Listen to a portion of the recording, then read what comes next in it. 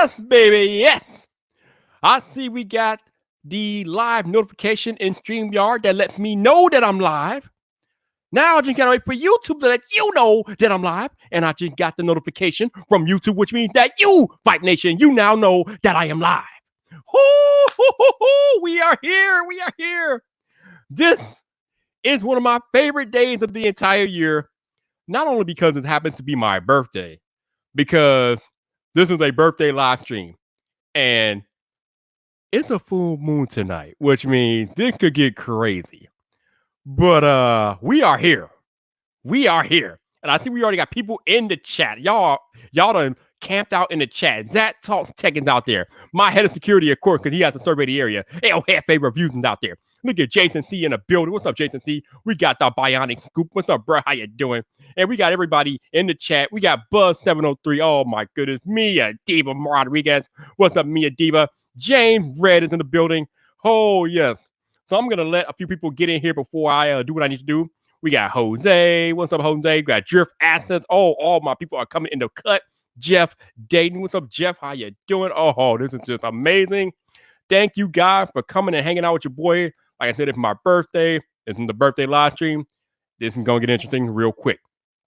Doug Houston from Down Under. What's up, Doug? Thank you for hanging out, no doubt. Joseph, yes, sir. Yes, sir. Michael Jordan is the man. You know the procedures. You know, Joseph. Thank you, sir. Thank you for the birthday wishes. I appreciate you all greatly. Now, given that this is a special occasion, normally, did I skip you? My bad. Tech for your needs. My bad. How you doing, baby? How you doing, Tech for your needs? How you doing? Did I skip anybody else? I don't think I didn't skip them. Dang, my bad. Well, I got you now. I got you, Tech for your needs. I got you. But given that this is a special occasion, I normally only do this on Friday night, but given that this is a special occasion, baby, we're about to go into the most electrifying intro in YouTube live streaming tonight, baby. It's going to happen. It's about to happen. Oh, we got Gamcap. What's going on? What's going on? Yes. I don't want to take too long because I got some of your favorite YouTubers that want to join me in the stream tonight. So I don't want to keep them waiting. You know, they're busy people. So let me hurry up and get to this introduction so I can bring in my friends. Janosin, thank you, sir. I appreciate it. Jay Militant, what's up, bro? What's up? Yes, Janosin's coming in with the firewall because he's a beast. Janosin's a beast. Oh, yeah. So this is a part of the live stream. Well, actually, you know what? Some of y'all might be. Oh, we got Christina and James in the killer. Oh my God, we got both of the reds tonight. Oh, this is lovely. Hey, and Shannon vlogs. Hey, Shannon, how you doing? Shannon's in the cut. Woo! Okay, it's all good, Shannon. You got to do what you got to do. Oh, we got Gene Michelle out there. Oh my God, we got the whole squad out there. All right, let me get through the introduction here. So, for those of y'all that are Friday Night Vyyyper veterans, you know what's about to happen next. If you're new here, you need to turn your volume down like right the hell now, like right now. Actually, let me turn the gain down because this is about to get very, very loud. So, you need to turn your volume down because if you don't turn your volume down, it's about to get real, real loud. Like I'm about to get uber loud. Like louder than I probably get on Friday night. This is about to get loud. Turn your volume down. Wait till I do the introduction. Then turn your volume back up. Zach Talk Tech. Hell yeah, I see that, son. Thank you for the super chat, baby. I appreciate you, Zach. Give me a minute, Zach, and I will address all that. But shout out to my man, Zach Talk Tech, for dropping the $50 Canadian. Yeah. Woo! Okay. So now that you have your volume turned down, I can do the most electrifying live stream introduction in YouTube today. So, without further ado, let's make this happen. Let's go to work. Woo! The 39th time, baby. The 39th time your boy is about to walk the earth. Let's go to work. What's up, people? This your boy Vyyyper, the man about tech, and we are live.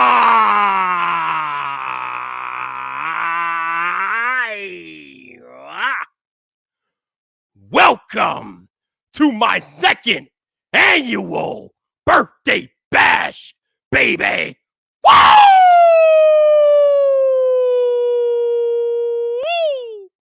Oh, yes.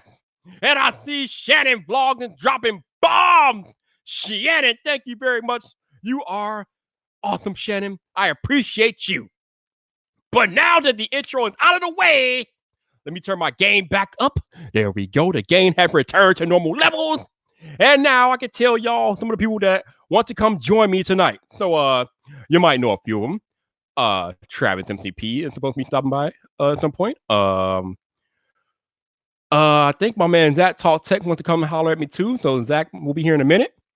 We got John Prosser who's coming in here at some point.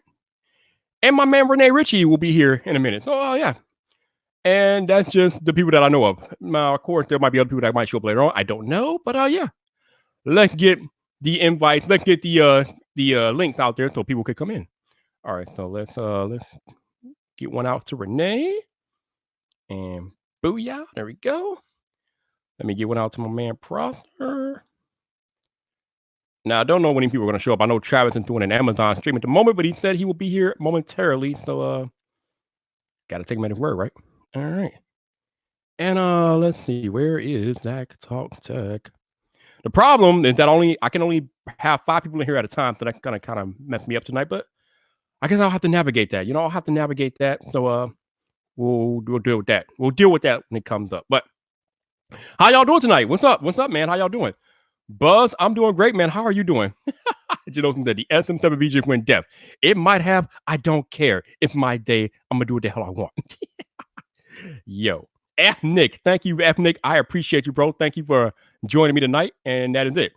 So if you guys are listening, Rene Ritchie, John Prosser, Zach Talk Tech, Travis MVP, links have been dispatched to your Twitter DMs. You know what to do. I ain't going nowhere. Christina, I don't know how. Right now, I don't think I have room, but if you're here later on, I will definitely drop you a link, no doubt. Like I said, that's the issue with StreamYard. I can only have like 5 people in here at a time, and kind of booked at the moment. But we'll see what happens later on. Mia Diva, that's right, Mia. We get inspired. You know what? I'm going to give. I'm gonna give the last spot to my man, my head of security. My head. I got. You know what? It is rare that I can get Jeff in a live stream, so let's get Jeff in here. So. Everybody else got to wait. Let's see. Where is El Jefe? Cause yeah. Tech Gear Talk. If you're listening, which I guess you are, because you just DM me, I am using StreamYard. So StreamYard is what I'm using to show the chat. They have a feature that lets you show people comments and things like that. So that is what I'm using. There he is. I'm like, where the hell is El Jefe? And I know somebody just came into the back room, so give me a minute and I'll get to you. And there we go. All right. So I'm going to go back here. Oh! So, first on the list for the Vyyyper birthday bash, the world's greatest Apple tech journalist alive today, my man Rene Ritchie is here. What's up, bro? Oh, man, you flatter me. Thank you, sir. Happy birthday, first of all. Thank you. And, oh my God, I was not expecting that video that you did today. Having me in the video, I humbly thank you, man. That was no, please. That was a shock, man. That was. We're always there for everybody, man. Man, I appreciate you, man. I appreciate Likewise. You, man. How you doing tonight? Good. Dude, you are like the Terminator of putting out content every day. It seems like you have a new video out, man. I get like 3 up a week, sometimes 4. That's pretty good, man. Out 3 or 4 videos in a week out of the 7 days in a week. That's pretty legit, man. I get early morning in the beginning of the week, and then it gets later and later in the day as the week goes on, and then I just miss days. Hey, you don't miss too many days, man. So you're doing all right. So number 2 on the list tonight, my head of security is in the building. El Jefe Review. What's up, Jeff? What's up, guys? Hey, man. Hey, man. Happy birthday, Vyyyper, man. Thanks for having me in, dude. Oh, dude, I don't get you in enough live streams, so you know I had to get you in. Yeah, man. I had to make sure I got home early. Had to fight through traffic and try to get here on time, man. So I could be at least be here and hanging out with you guys, man. At least, man. Celebration. I appreciate it. Oh, we got another one. Sunglasses and headphones dress code that I wasn't alerted to. It's for the lighting, man. I know you got some shade for now. I know you got some shade, but we got another one out here. One of the nicest, most genuine men in tech today. Zach Talk Tech. What's up, bro? I'm here to help out Renee. We're the Glasses Squad, the regular Glasses Squad. The Canadian Glasses Squad. Yes, it's a Canadian thing. How you doing, bud? Good, man. It's good to see you. You too. And I got Vyyyper, happy birthday. I put the Christmas lights on. Oh, This is the Hue Christmas lights. Mhm. I just told Google to do some Christmas lights, and here we are. So There you go. happy birthday, buddy. Thank you, sir. Thank you. Yes. Rene, I am curious. How long does it take you from front to back to do a video? I usually can write it at night or in the morning and then get it up either that night or the next morning. So it takes about a day. Okay. Some of the reviews take longer, but Apple likes to use 24-hour embargoes, which I find murderous. Ooh, yeah. That's rough. Rene, I have a question for you. Yeah, man. Pataka or later case? Oh Lord. You can answer like Michael Fisher and say yes. I'm using the Apple leather right now, so I don't know if that... I got mine over there. You are not gonna get Rene. You're not gonna get him. I had to start with it. Woo, I did. I boy. mentioned it in that video. I just like I have the same thing everybody else. Do what you're gonna do. Just tell people what you're doing. Yeah. No, it's been an interesting ride with that. Yeah, for man. sure. It's just weird optics, man. But either way, I'm just gonna continue rolling with my Rhino shields, man. There you go. There you go. Woo. Uh-oh. Come on, StreamYard. Come on. There we go. Oh, we got Jillian with the $25 super chat. Thank you, Jillian. I appreciate you. Jillian coming in, dropping bombs. Woo! That's what's up. So StreamYard has a new feature now, because normally when you show comments, it covers like the bottom half, but now they lift the camera screens up to show the comment, so it doesn't hide anybody's face. Nice. So shout out to StreamYard for constantly improving their UI. I like They it. added so much when they came out of beta. They added so much. Yeah. Oh, so Shannon wants to talk cases. I Rene, don't. Go ahead. I was just gonna say really quick, Rene, which mic are you using? I thought I knew, but I don't know. What is that? So I have the Sennheiser up here for video. That's okay. That's what I use. That's what I have up here. Yeah. And then because Leo Laporte, I have the Hale for podcasting. So is yours the Sennheiser MC24ES? Yeah, the Sennheiser with a bunch of numbers that sound like some sort of HTC phone. Yes. Okay, yes, that's what I use. That's what John Prosser told me to use. I use that along with the Scarlett, and I go into the MacBook Pro, and it's beautiful. It's absolutely beautiful. Yeah. Mine's on a USB Pre 2, I think. I'm supposed to upgrade to the Mix Pre 3, but I'm too lazy to plug plugs. Nice. And then I got our good friends at Rode sent me this baby. Nice. Procaster. Yeah, Nice. that Procasting's legit. No, But you know what? Rapper's hardcore with his The Shure is. the Shure, yeah. I mean, they're both up there, but the Shure is just. I mean, don't tell Rode I said this, but the Shure is just a little bit, I am really gonna need StreamYard to come like in real time with these chat. And I got another super chat I need to highlight. Come on, StreamYard, hurry up. It's a man's birthday. Do him a solid. StreamYard. I mean, I understand because it's always gonna be delayed. And there we go. Shout out to my man Podcasters with the 25. Hey, Bandrew. Thank you, Bandrew. I appreciate you, man. No doubt. I appreciate all So you much all. Starbucks. And we need the mods to put the link in there. Go get yourself some of this. That's Oh, right. yo, dude. Hey, Zach got the merch. That's right. That's what we doing tonight. You were wearing mine last night, and I'm wearing yours again. I'm still wearing yours. I took a shower appreciate today, but I appreciate you, man. But yeah, if you guys want any Vyyyper merch, the link is in the description for the Vyyyper Zone, the Teespring link. There we of go. all creators, I actually own more Vyyyper merch than anything, and that's why my wife said yesterday to me, "You own a lot of things with Vyper's name on it." I'm like, you know what? He's the man about tech. Where's my clothes? Man. Yo, Janosin, thank you for putting that link. Actually, Janosin and El Jefe both. Thank you guys. You know, El Jefe, you are just all over it, man. You could be in the damn chat and still doing things in the chat. Like you could be on the stream and it's crazy. I think he pre copies everything. You must you must have like a list, dude. Maybe he has Thunderbolt 3 fingers. Oh, dude. No, but here's the thing, man.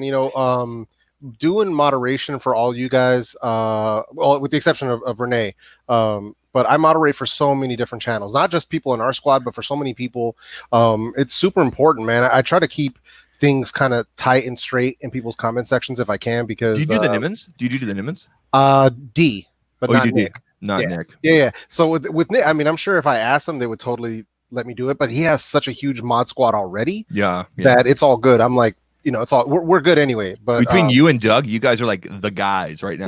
Yeah, but it's just about taking care of people's chats is important, man. Him and Doug are everywhere. They're like the police, man. Doug's a beast, man. People ask him like 3 seconds later.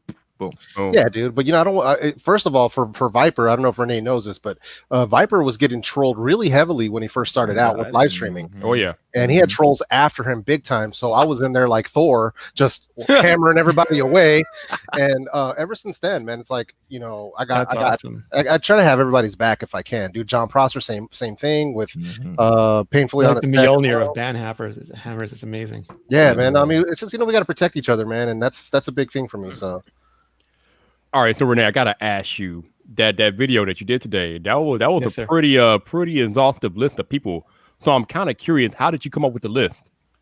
So I tried to think of people who made me want to be better, or I learned something from, because there are so many great videos, like videos that were just visually stunning or were really profound. But I wanted ones that, and they were different, like Rubidium from Crimson Engine. Like he just changed everything about how I light stuff. And you bring everyone together, and you have all different communities, all different diversities, all these people, and it is tech, but it's also it's like people like that who I think who made a change in my world this year. Hey man, like I said, I appreciate being mentioned in the video. Like that's one of the things that I wanted to do when I first started doing YouTube. I wanted to bring people from all corners, all niches together, and I think I've done a pretty decent job with that, amazingly enough. Because especially with the females, not a lot of females watch tech content, if we know, but. I mean, I had a ladies' night last week. I'm having another one this Friday night. So somehow I've been able to make it work. So I hope I can just keep it going, man. It's been amazing. I think in the last year, I think in 2019, I think I've missed maybe 4 Friday Night Vipers. Yeah, minimum. Because you never know what's going to happen, and it's always a good conversation. And it's not always tech. It's not always YouTube. It's we've touched on some pretty dicey topics this year. And you know what? And I'm glad we have. It's about I'm so glad that we can have the conversation, and then we could all still walk away from here going, okay, I may not agree, but at least I learned something. Or maybe I changed my mind tonight. Or maybe if someone's learning something from the streams from us, that's huge. That's I just put it on while I'm editing. It's just so enjoyable. I'm sitting there and I see the stream come up on the Apple TV app, and I just press the button, and that's it. Oh, that's another thing. I know a lot of you all watch these streams and you don't say anything. You just lurk. I'm gonna ask you all a favor tonight. If you're watching the stream, can you comment something in the chat? I don't need you to hold a full conversation in the chat. Just put an emoji. Just let me know that you're here, so I know who's watching me tonight. The Apple TV app had some functionality like that. It's just I can watch, but you can't do anything from it. At least put an emoji birthday cake. Or I want to know who's watching me tonight. So if you're watching, I don't care who you are, what your sub count is, whatever. I don't care. I want to know that you're watching me. If you're watching, let me know, man. Let me know. If Trump shows up. And we got number 4 here, the man, the B-roll, Travis MCP. What's up, bro? Baby! Yeah. Mr. Amazon himself. How you doing, man? I'm doing it. And happy birthday to my man, the man about tech. The dude who does it big, the dude who has connected me with more big YouTubers than I've ever been able to do for myself. I appreciate you. And this day is about you, son. Let's do this. Let's all have some Frappuccinos. Let's get Frappuccino drunk, son. Some Starbucks in here. Can we do it? Travis got the green screen behind him. You doing work right there, huh? I've been working all day, man. I've been doing it. That's how we do it, man. This Amazon money is not gonna make itself, man. We got to make it happen. All right, so we got Aiden Rao. Thank you, Aiden. I appreciate you. We got Apple Monster. Jason C. Oh, we had Tech Gear Talk. He must be one of the ones that like to lurk. I don't know. He doesn't comment much, but thank you, Tony. I appreciate you, man. What's up? We got Dr. DeVoe out there. What's up, Dr. DeVoe? I could have sworn I saw the Tech Avengers. There they. Yep. Tech Avengers are out there. What's up? How y'all doing? And my man, Travis, podcast co-host Greg Gadget with the super chat. Thank you, Greg. I appreciate it, no doubt. Man, my man, Tech Gear Talk, man, Sagi, that guy, man, his camera knowledge and expertise in his videos. Oh yeah, no doubt, man. He helped me pick out this SL2 because I was looking at a bunch of different cameras, and for I explained what my needs were, and he was like, "Don't spend more than an SL2." I'm like, say no more. I love that's one of the things I love about being in the tech space. I love having people in different areas that I could just go to. I think Technically T was asking about lenses, and I'm like, hey, Armando, help him out. Yeah. Even though Armando couldn't help with that particular situation, but it was cool. So we got a HF Artist Haven. How you doing? Welcome to the stream. We got Mia Diva out there and James Red. Podcasters out there. Janoson's, of course. Oh, Jay Militant. How you doing, Jay Militant? Techno Eclipse. All right, what's happening? Thank you, sir. How you doing? Okay. Yeah, it's thick, man. It's thick in the chat tonight, man. I'm liking it. I'm liking it too, man, because I know Easy Computing Solutions is doing this Wired Wednesday, so I'm kind of bumping ahead with him, but I only get one of these days a year, man, so I'm not, we got to go. So we got a SWYW podcast. Thank you for the birthday wishes. And we got Pecan out there. No doubt. Whew, Zach. Yo. That cake comparison, bro. That was some serious stuff you did, man. Mm-hmm. So a lot of people have been giving me grief, and I think rightfully so. They're like, how come you didn't point out the mag thing? I didn't want to point out the mag part of it specifically for this reason. I really wanted to point out the because a lot of people are like, oh, it's an Alibaba case. It's this and that. And it may or may not be. I don't know. Okay. First of all, I have to acknowledge the legwork that Travis and Greg and John Prosser and Brian did on this before. So from Page Tech and Travis MCP, because I would have not had the inspiration had they not done that work. So thank you guys. I really do appreciate that. And I did acknowledge them and use their clips in the video. Yes, if you're side by side and basically you could flip a coin and pick either one, I'm going to tell you to get the Pataka case for two reasons. One, the quality is better, and two, you have that mag feature. Now, you don't have to get the mag feature. You can get what I got today, which is just the Air case. Now, they only make this for a couple specific phones, but they do make the mag one. Like the mag one, if you're wondering about that, there's built-in magnets in the fibers. And it's amazing. Like this phone will not fall down. You guys know how heavy this phone is. It will not fall down. I did some recording today of me going down a bumpy Canadian road, which might as well have been in Montreal, but it was crazy. Yeah, exactly right. So So anyway, for myself personally, I wanted to really see thickness, and because they're claiming this and this is what it is, etc. And then I was like, you know what? I need to go out for a haircut anyway. So I asked those three people, like, which one would you pick? And you guys saw what happened. Okay. And then today I was going to go to Market Mall, and right outside the Apple store there at Market Mall, there's a little sitting area right next to a Starbucks, and everybody's there on their phones. And I was going to go around and ask people, but the weather sucks here today. So I'm going tomorrow morning. And actually Lou tweeted at me, make sure, he basically said, get people to try it with the case on. So deal. So I'm going to record with the Note 10 Plus. We've got the Deity microphone there, shotgun all set, ready to go. I did all my testing, got the switch pod. Gonna have a shot of tequila before I go, and to calm the nerves. And do what you gotta do, right? I'm just gonna hand the cases to people without any prior information. Just say, hey, between these two cases, which one would you buy? Oh, and that's Roberto Blake. I like it. Roberto, thank you for the super chat, sir. I appreciate you. Roberto is always in the chat or on the stream supporting. So thank you, Mr. Blake. I appreciate you. Yep. So great. For those of y'all that have been listening to me for like the last since this Lou thing broke out, you guys know that I've been pretty critical about the way he launched his cases. However, what I will not be critical of Lou about is his dedication to his product. I have seen this man on Twitter asking people for feedback, opinions about his cases. He seems genuinely invested in how his cases are doing, how the people are perceiving them, how they're working for people. So I have to have a level of respect for him and how he's handling customer feedback and how he's looking for that feedback about his product. So anybody that's putting out a product like that and putting that much time and dedication into making sure that it is the best possible customer experience, I pay a huge respect to that. So shout out to Unboxing Therapy for backing his product up. Yeah, and I that's why I think tomorrow's video, if I get it recorded in the morning, everything, it'll come out tomorrow. That's why I think it'll be a major advantage for him and even for Pataka, for them to get real people's feedback, because you guys know as well as I do, the people that are at the Apple store and in the malls and everything buying stuff are completely different people from us. The Lou has completely targeted like the tech niche and the influencers and the enthusiasts and everybody here that's in the chat. Okay, that's why he made a Pixel 4 case, which is not a cheap feat to do right now. Like I pointed out, there's a reason why Pataka didn't make a Pixel 4 case, because nobody's buying that device. Okay, it's not cheap to make a Pixel 4 case right now. So good on him. Like I'm even tempted to go back and buy a Pixel 4 case, Pixel 4 case from Lou, just so I have one that's like that. But maybe he'll send me one. Probably not. But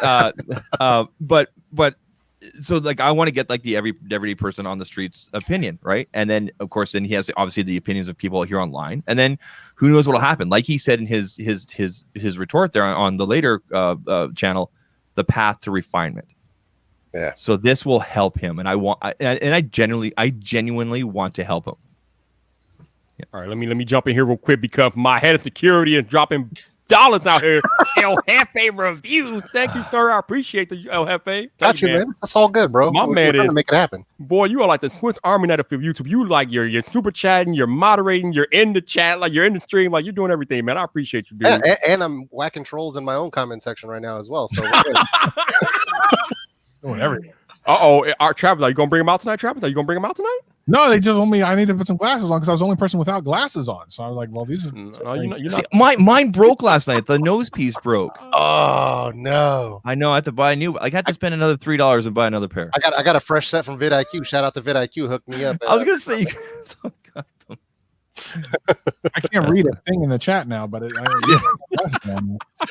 Ray Charles in the chat now. I literally can't read anything. But So it's funny because Travis's alter ego has been dormant for a while, but he recently resurfaced. that's right. I went after that Black Friday and Cyber Monday deal. I'm like, well, look, I got an opportunity to bring him back out. And you know, the funny thing about that account is there had been nothing on there for months. And the immediacy of people commenting and stuff blew me away. Like, I get more engagement on that account than I do on my real account. That's crazy. It's funny how that works. It's nuts. So Travis, you have recently begun live streaming on Amazon. So how's that going for you, man? It's going pretty good. They have desires to take a platform that they had been. It actually had existed for a while. I didn't even know it. It actually had existed for a while, and turn it into, I don't want to say a competitor. It's not really a competitor. It's their version of live streaming. They want to understand what kind of things creators want to be able to see if it's something they can compete in. But at the end of the day, it's for them to sell more products, right? It's just a different way for them to sell products. And they realized very quickly that influencers can do that better than the people that were doing it on there already.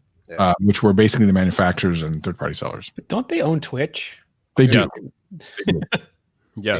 You think the interface on Amazon Live would be a little bit more fleshed out? But it seems like the way that they set it up, like Travis was saying, is like it's been set up for vendors to use. To move their own products, as opposed to having creators come on there and give us the types of tools that we've grown accustomed to, whether it be on Twitch or YouTube or whatever. So it definitely needs work, but there is great potential. So and that's sort of what we're kind of looking at it. Myself, Jason, Travis, BMac. There's a bunch of other creators that are on there as well. And I was supposed to go live on there today. I got everything got taken care of for me on Sunday. Sweet. So, yeah, I just, like I said, the weather sucked, and then next thing I knew, I got home and I was recording, and we lost Rene. Yeah. But we got to stop the thing because my man Zach Talk Tech is just dropping Hiroshima bombs in the chat. Man. Hold on. I didn't approve that. Bro, you're the only one who would approve that. Thank you, Zach. Man. That was Zach's wife. Zach, man, you are insane, bro. I appreciate it, man. Hold on. That's worthy. Hold on, that's worthy. Are we ready? What? Can we do this? Are we ready? Three. We ready. Yes. Oh, cut off. All right. Woo. Why not? That's great. Oh, Why not? So my $100 Canadian super chat scared off Rene, but whatever. Rene, no, I got logged out for some reason. Like, I don't think any service should ever log you out when you're in the middle of doing something live on that service. So Rene, I'm gonna put you on the spot here, live with everybody. Not that there's anybody. Like, how many people do we have here? We got. I see 47, 50 people. Okay, are you going to CES? So every year it's the same thing. I get booked for CES, and then my boss goes, "We should send you." No, we shouldn't send you. We should send you. No, you don't really need to go. You should really go. We have a meeting. No, we don't have any meetings. And then I find out, like, within 3 or 4 days of the actual show starting, that you're going. If I'm going, like last year I went. The year before that I did not. Okay. Well, if you do go, I will be there with bells on. Oh, awesome. Okay. Like literal bells. I don't know. That's just a song. I'll be there with bells on. It's a Christmas song. The bell, that bell.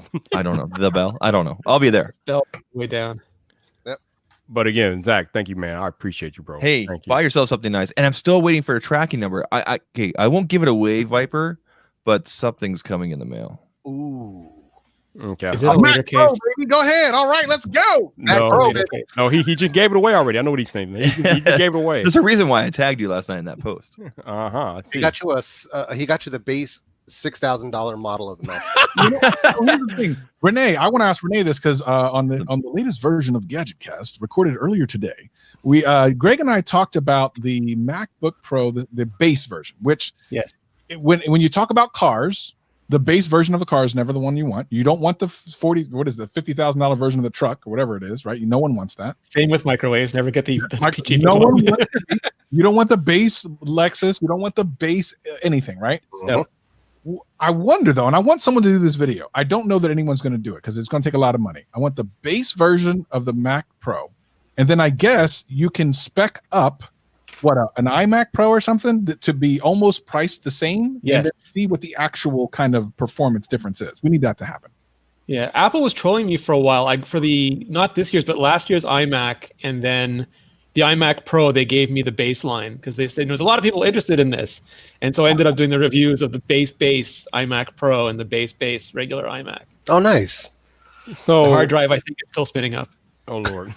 So Greg actually made a video today about about why he's not getting a Mac Pro, and he was saying in this video, and I've heard this other places too, that the base model of the Mac Pro is actually inferior to the base model of the iMac Pro in spec. It's not meant for humans, so that's the thing. Like, they were very clear when they announced, well, at the event at least, it's meant for like Pixar or ILM to buy 500 of them, and all they need is the drive to boot up. That's all they want, because everything else is going to their massive network SAN systems that's rendering like Avengers or something. Right, and that's the big brouhaha on Twitter. Everybody complain about, oh my God, it's too expensive. Nobody's paying that much money for a computer. But like Rene just said, it's not for you. It's for movie studios. It's for people that are shooting like multi-million-dollar films like the Avengers and Justice League and Wonder Woman. It's not for YouTubers, man. Y'all need to calm down. Well, unless your name is Jonathan Morrison. Yeah, I was gonna say Jonathan Morrison. That's They had the guys from Desposito at one of the demos, and they're like, the most important thing to us is not the money. It's we have 2 minutes on the phone with our client, and we have to explain to him while him doing the floss in the front of that video is the stupidest looking thing ever. And we have to be able to render that video, send it to his iPhone, have him watch it, have him realize he looks like an idiot, and tell us, okay, fine, cut it. And then we can go cut it and finish the video. And the faster that gets done, the better our lives are. nice. That's actually pretty cool. It makes sense though, man, because time is money. Yeah. So yeah, Those things pay for themselves in like months for those level people. Yeah, of course. Yeah, exactly. And if you're like a Marquez or a Justine and you buy one, you're going to do videos about it, and the videos are going to offset the cost anyway. So, I mean... Oh, like an Alex Lindsay will bill his clients. I mean, there's all sorts of different... Right. Like I said on Twitter, it's not about who it's for. The Mac Pro is for whoever's willing and able to pay for it. If you're willing and able to pay for it, then it's for you. If you can't, then it's not for you. Yeah. Are you getting one, Renee? I might have missed that. No, I would have a few years ago. I had a Nehalem Mac Pro, and it was great. It's still running, but I travel so much now that I do everything on the MacBook Pro, and the 16-inch MacBook Pro to me is like, I can't do the Marquez thing where you get a Pelican case and you carry your iMac Pro or your Mac Pro with you because you're doing 8K RAW. I'm not doing that. So the Mac Pro is great. I don't know if this was ever answered, Rene. Maybe you can tell me, because I have a 15-inch MacBook Pro 2017. Very happy with. Is the 16 like physically the same size? It's a little bigger.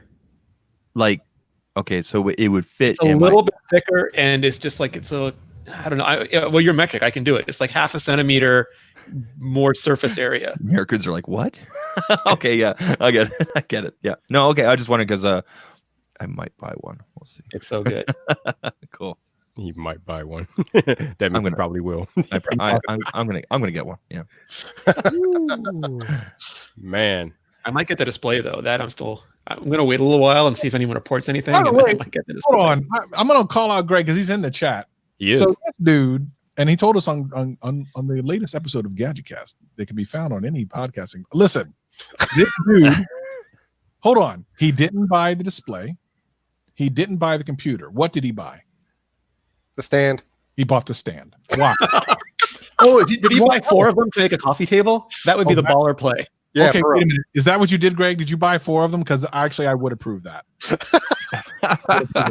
that would be amazing. That's the ultimate flex, dude. If you just get the stand. I said put your iPad on it because it's magnetic. It's even better. Shenanigans. I'm using it to hang my AirPods Pro. That would be. Oh my lord. Vyyyper, get a hold of your stream. Vyyyper, get a hold of your stream. Bruh. Just one Yeah, crazy. gadgets, man. It's a headphone stand now. That's what you do. Hold on, LeBaron. I'm getting it for you, bro. Give me 1 second here. Baron trying to get in here? No. He wants my PayPal information. What a guy. What a guy. The Baron, the popcorn man about popcorn. Hold on, let me get you guys a link to that, because doing the World of Flavor is easily the best popcorn I've ever had. 1000%. True story. Man, you guys gotta try the invisible flavor. It is so great. Really? The invisible flavor. Let's get it. The Baron.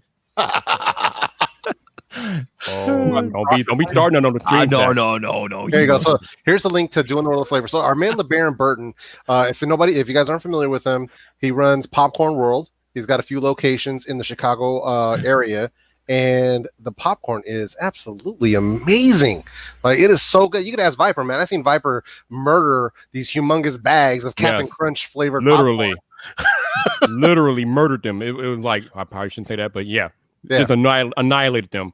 But that's the link to his popcorn shop. If you guys are interested in gourmet popcorn, he has 250 flavors of the stuff, man. So if you are interested in gourmet popcorn, definitely go give him a look at that website, doingtheworldofFlavor.com. I promise you, you will not regret it. I'm gonna do you a favor right now. Key lime pie and strawberry shortcake. Strawberry cheesecake flavors, and you will thank me. I like the orange dreamsicle. He told me to put the orange dreamsicle popcorn in the freezer before I eat it. Ooh. And dude, that was the move. That was the move. Renee, how long of a drive is Chicago from Montreal? It is long enough that the last 2 times I looked at it and then flew. I think it's like 15 hours. 15 hours, really? Yeah. Ooh, yeah, that's a long drive. Okay, I need to find an excuse other than to come see Vyyyper to go to Chicago to get popcorn. Pizza. Ardent Haven, thank you for the super chat. I appreciate you. Oh, fellow December, baby. Hey. Okay, I'll call you Tish then. Thank you, Tish. I appreciate you. Tish is a great supporter. She's always in like our live streams and stuff. She's awesome. Tish, I've seen her in your live stream, Travis. Like, man. Look at B-Max says the popcorn is speaking his name right now. Yo, B-Mac, you can take some of that popcorn, bro. It's over with. Your life is going to change forever, man. This is truth. I don't like popcorn, but I have a big ass tub in my kitchen of doing the World of Flavor, baby. Yep. What it is. His popcorn makes people that don't like popcorn like popcorn. It's a true story. I think he uses I don't know what he does with the kernel, so you don't get the thing stuck in your teeth. Yeah. He filters or something, so there's no seeds and there's no shell, dude. I had one of those things stuck in my tooth for like a month. I had to go to the dentist to get it out. Like, it was ridiculous. Nice. Yeah, so that would be key for me, if I could ever get some. All right, Jeff, I got a question for you. What you got, bro? So I've heard you talk about the magical unicorn headphones that you have, the Fostex, I think they're called. And I know you said you were working on a video. Have you put that out yet, or are you still working on that one? No. So I'm working on a video because it's basically just going to be me talking about like my setup for listening to music when I get home. I had a really rough day today. So if we weren't doing this birthday bash stuff, I would have just pulled up, fired up the amps and stuff, and I would have just put my headphones on and I would have rocked out. But basically, I'm just going to talk about my favorite close back, the Fostex, my favorite open back, the Sennheisers, which DAC I use, which amp I use, what music services I'm using. So I'm just going to kind of do this like overview of my, I guess you could call it like a mid-fi setup, because it's not exactly hi-fi. It's not over $1,000 or whatever. So, but yeah, that's basically what I'm going to talk about. Just kind of like how I listen to music when I want to, listen to music. So, but yeah, those Fostex, dude, are so good. I mean, the video is not going to be like, it's not going to blow up. I'm not snazzy. I'm not going to have, that ridiculous audiophile setup, but yeah, it's going to be one of those videos that's for me for the most part, so. Whoa, what? Rene Ritchie, what are you doing, sir? What is that? Oh, man, that's like 2 tanks of gas here. Wow. I know. Like I said, I felt bad because our Canadian money is like monopoly money for you guys. So. No, I am too touched, Rene, man. Thank you, sir. I appreciate you, dude. Wow. Damn. All right, baby. Damn. Oh man, wow. Y'all are you You know that John Prosser is going to come swooping in with like 300 American or something like that, right? Speaking of which, you got to say his name 3 times. John Prosser. John Prosser. Well, apparently he is from what he told me earlier. He's on his way home, so when he gets home, he's going to pop in. So I'm just Wait, Where's Mr. Beast when you need him? I just need was Vyyyper to outside? be $1 million richer. Wait, are you telling me that John Prosser was outdoors? I know. Apparently he was outdoors. Yeah. He left the toilet? Yeah. I thought he just had like a bucket in the corner. No, why are those mutually exclusive? Why can't he be outside with the toilet? Take the bucket with him. Oh Lord! But yes, apparently, word on the street is that he left the toilet, he left the house, and he's out and about. But he's heading home now, and he shall be joining us tonight at some point. That's how he keeps that baby smooth complexion. Is that he doesn't go outside much, man. I learned he doesn't sleep a lot times either, or at least not at the times that most humans do. I thought that was the iPhone XS front-facing camera that did all that. That was my beauty mode. Vyyyper, I have a question for you. What's happening? Because apparently this is why there's been a delay. I have to ask you a question here. Which of the you get to pick 2? Okay, I'm gonna read off the words. You get to pick 2 of these words. Okay. Lemonade Was a popular drink, and it still is. Okay. Blue Raz. That's 2 words. Dragon fruit punch. Are these Pokemon things? Acai blueberry. And that's it. So there's 4 there. So again, lemonade, blue raz, dragon fruit, or acai blueberry. You get to pick 2. All right. So I think we're gonna go with the lemonade and the dragon fruit punch. I think you said. Yep, that's right. Okay, cool. Okay. Cool. That's why. I'm all about the blue raz, man. Okay, done. Yeah, somebody in the chat, Pecan said 100 Canadian, $1 US. That is not true. Not true. Not at all. That has been for a long time. It's been one way or the other, but it's just hardly ever. This is more accurate. I think $1 Canadian, 76 cent US. That seems more accurate. So yeah. Exchange has been it's not that kind. It's the same. Canada ain't Mexico, man. Bro, I used to go to Vancouver because it's not that far from where I live. It's just a couple hours away. Back when the exchange rate was really good, I'd be like, I go up there, party, I'd be rich. Like, yeah, I got $10, son. That's like $37 British Columbian money. And, and then everything crashed and went sideways. And then Canadians were buying Americans for $1 for a while. It was bad there for a while. I'm like, dang, I can't even go up to Canada anymore because they can buy me out. I love Vancouver. That's a beautiful place, man. It's gorgeous. It's okay. I wish they would take our oil, but yeah.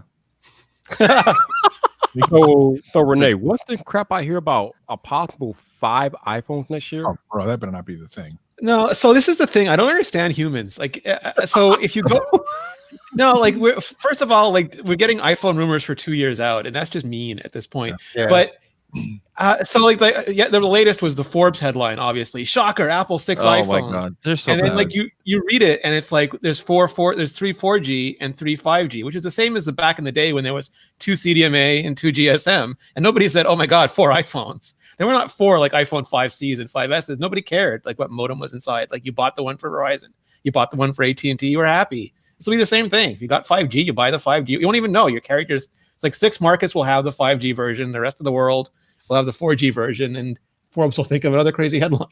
Yeah. They're I don't even pay attention to their headline. Like I read them, but I don't go into the articles anymore because I'm so tired of their clickbait, and They're unflushable. I've tried. And it's like, I know the writers there are good. Like some of them are really good. I'm just like, what are you doing, man? Bro, they were like, we saw them YouTube clickbait titles. We were like, hold my beer. Yeah. But they're not even creative. It's like iOS 10.1 as a nasty surprise. iOS 10.2 as a nasty surprise. iOS 10.3 as a nasty surprise. Yeah. Warning for 1.4 million Apple devices. It's like, come on, man. Doug Houston with a super chat, baby. Right. Doug, I appreciate you, man. Thank you. And shout out, Doug. I'm gonna get off my thought, but Doug, thank you very much for the super chat. I appreciate you. Thank you for the birthday wish, sir. No doubt. And shout out to my man LeBaron Burton. I got the PayPal, bro. $50. Thank you, sir. Definitely appreciate you. And I believe we've been invaded by Zach and his screen. What are we looking at here? So you get to pick one color. So there was a problem with these guys because they're so overwhelmed right now that the order has been delayed. So just give me the all red one. You want the red one? Good call. I was actually gonna pick that one. Okay, red it is. Give me the MKBHD edition. All right, done. All right, done. There you go. Boom. Look at all them red super chats. Good God. I know, right? Yeah, man. Be Mac Pro territory soon. In my dreams. That would be cool though. But I appreciate all of you all supporting me, man. Like I said, I would not be here without all of you all and all of y'all joining me in the chat here, all of y'all on the stream. So thank you for supporting me throughout the 2 years. Next month on the 1st, it'll be 2 years I've been doing YouTube. So it's been pretty amazing. That's awesome, man. You got to accessorize me in the chat, man. Accessorize me? Yeah, look, check him out. What's happening, man? Thank you. It's Vince, fellow Canadian. He's in Toronto. And actually, he's actually been on my live stream once. I think about over a year ago, but he's actually been on the stream. So thank you for birthday wishes, man. Appreciate you. His reviews are so much fun. I've seen him like with the slapping and everything, and then just like he does like this thing, and also like it's on the phone and like the cuts and everything. A lot of fun. With him and Genosis in the chat, it's the Canadian invasion. Watch out. The whole winter coming. The Canadians are here. I was right, man. Isn't Genosis the king of Canada? He likes to think so. So, Rene, since I have you here, and Yes, you are the man of the Apple TV Plus. Is the morning show your favorite show, or if not, what is your favorite show? The morning show has gotten better, and it started off real rough for me, but it's gotten better. And I've heard some rumors the last one is really good. I haven't seen it yet, but that's what people are saying. I quite liked Dickens. It's like a millennial Shakespeare, which in your mind makes no sense, but when you listen to it, it's just like, this is adorable. I haven't watched the Shyamalan one yet, though, but the trailer was nice and creepy. Ooh, I forgot about that. I got to get on that. Yeah, they just released another 2 shows. They're on the service too. Yeah. I call Apple TV Plus the morning show. I don't even know it had other things on there. I just thought it was the morning show channel. Oh, like there's the coffee time, and then there's lunch, and then there's second breakfast, and then there's 11 That's right. There's dinner, and then supper. And they all get shows. I just thought the Steve Carell's comeback, and I was all about that. So unpopular opinion, I actually like For All Mankind. Oh, here we go again. I haven't seen it yet. I thought a lot of people been praising that show. Yeah, I mean, when it came out, people were not liking it, man. I was watching people hating on it on Twitter. I'm the kind of person that if people are saying, "Nah, man, you shouldn't watch it," and this and that, I'm the kind of person that has to experience it for himself, and I need to see for myself if something is good or not. And I enjoy it, but I'm huge on alternate history type stuff. Like I really like The Man in the High Castle. Yeah, I love that show, and I mean, I read the book prior to it, so they use the universe of it. But anything that's like this alternate universe type of fiction, dude, I live for that stuff. It's so good, man. Yeah, the thing I like about it is like the Marvel. I'm calling it the Marvel channel. The Disney Plus is phenomenal. I love it, but there are some people who prefer DC to Marvel and prefer, like Warner Brothers stuff, like Harry Potter to the Magic Kingdom, and they just go through all the brands and they just like different brands, and then there's really nothing for them because everything on Disney Plus is going to be Disney, like Star Trek, not Star Wars. But so far, Apple's done a really wide variety. Like they can all be terrible to you, but they're a wide variety of terrible. Yeah. No, that's true. That's absolutely true. That's a hell of a quote. A wide variety of terrible. Well, I mean, because some people it's very like subjective and objective seems to be hard on the internet, but there can be really good shows that I just personally don't like, and there can be really terrible shows that I love, and I don't try to not confuse the two. And they have a bunch. Like I don't think C is like a brilliant show, but it was fun for the first few episodes that I watched.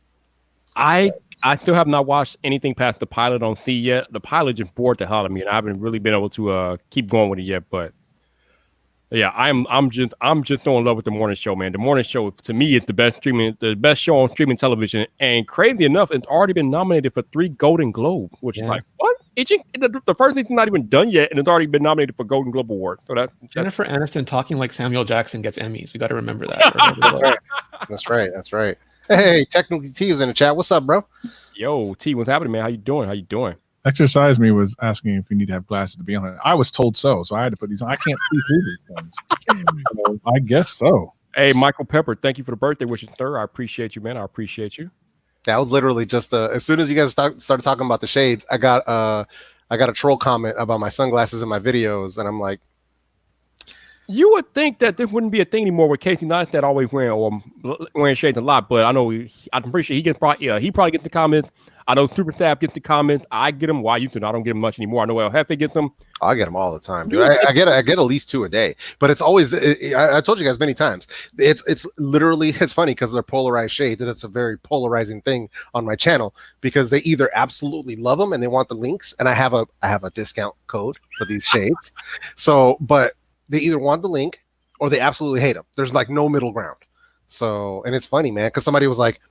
Just now was like, don't you know it's rude to wear sunglasses? And I was like, don't you know it's rude to assume that I'm wearing them for no reason? Right, really. So I think Janosen was asking me in the chat earlier, would I do a brand deal or a deal to create my own sunglasses? And yeah, that would be pretty cool, man. If the opportunity ever arrives, that would definitely be cool. I'd be all over that. Yeah, so I'm wearing the El Jefe shades, even though it's not an affiliate link. I'm not affiliated with City Lokes, but I did reach out to them so that I can get a discount code. So if anybody wants to get their own customizable shades, which I even sent Vyyyper a set. He did. And, but, it's just a 10% off code, but it's not affiliate. I don't make anything on the back end. I just like the glasses, good quality stuff, and you can customize them. So I still think it's utterly hilarious that you try to sell the owner his own glasses. Oh, that was funny. So, so just a quick story. The owner was at Vid Summit. And I was walking by him wearing the shades, and he stops me and he's like, hey, those look like my shades.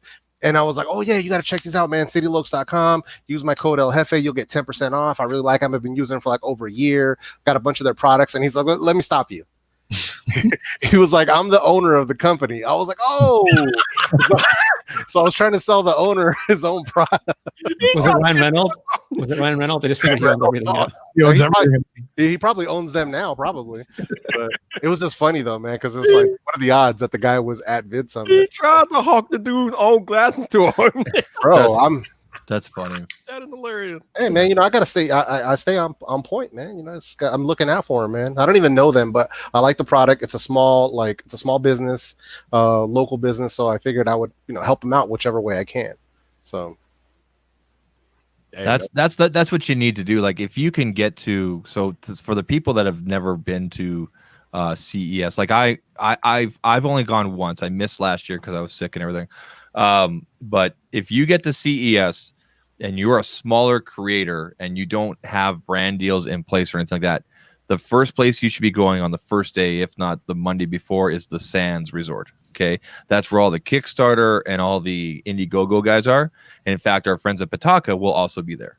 Okay, so I would say small to mid-range kind of thing, and they want to find personalities and people to work with. They want to work with people like us, our size, smaller, bigger, whatever, in our range. So I'm looking forward to it. Like I'm going to go see the people at Pataka on Thursday, and James has said that we will go out for some beverages. Those are not the words he used, but I'm just telling you the translation. So I'm gonna be there, man. I don't know how long you're gonna be there, but I'm gonna be there from Sunday to Saturday.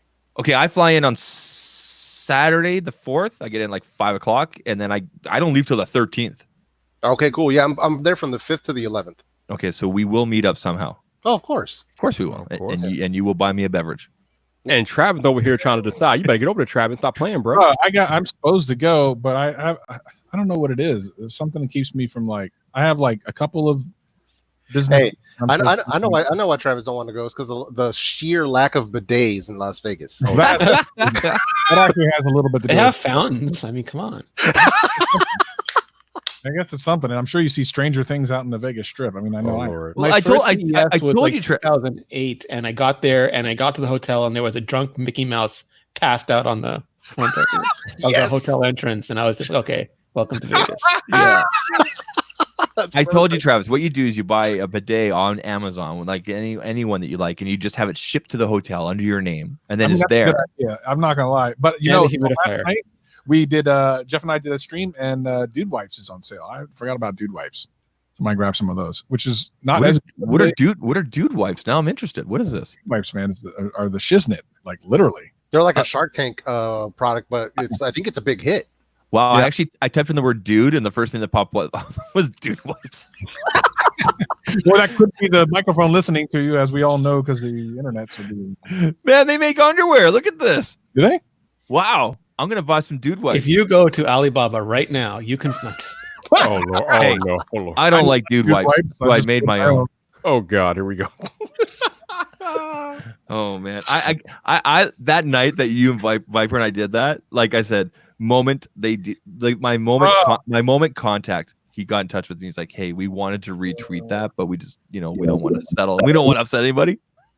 Right. So the night where I said, "I don't like how the Pixel 4 doesn't have a wide angle," so I bought my own. Oh Lord. So you know what? It's funny. I've heard everybody's opinion on this, but Renee's. So, what is your opinion on the launching of the later case and how it was handled? No, I mean, I agree with everybody. I think, like I said, do what you're going to do, but just be upfront about what you're doing, and then there's never any problems. Yeah. Like I don't think he has to reveal like everything, but like I said in my video, I wish he had said, I made my own. I wish he had said, I don't like phone cases, but I like these. And this is what I've developed, or this is what I've developed. Do I think he went back and forth with manufacturers for months to develop what he wanted? I do, because there were things he said in his later video, on the later channel there, that like I know, because I've been part of the manufacturing process for like Blue Element cases and things like that, right? Do I think he just went online and click? I don't know, but I think he did probably get in touch with some manufacturers. He probably had one supplier for the packaging, which is around here somewhere, and then he had the cases come somewhere else. But here's the thing: if I'm buying an unboxed therapy case, man, put some branding on the inside, like at least stamp it or something like that, like spit inside of it. I don't care, like put something in there so I know it's from you. So you can clone him if you ever need to.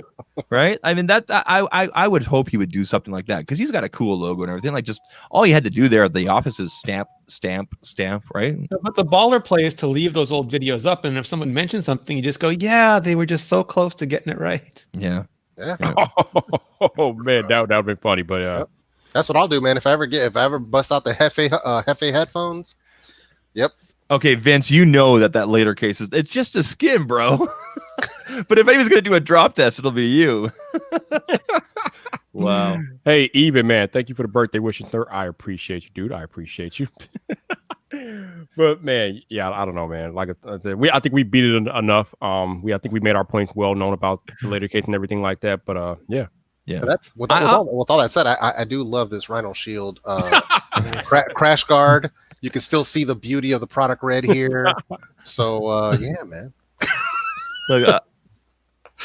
Oh man, Renee, how's the Apple Smart battery case treating you for the 11 Pro? Good, although I haven't needed to use it. I mean, I just can't kill these things. I've tried. I do like all sorts of screen on times with them, and they last forever. So I only put it in if I'm gonna go like hiking or away for the weekend. But the Max will last me 2 days. It's ludicrous.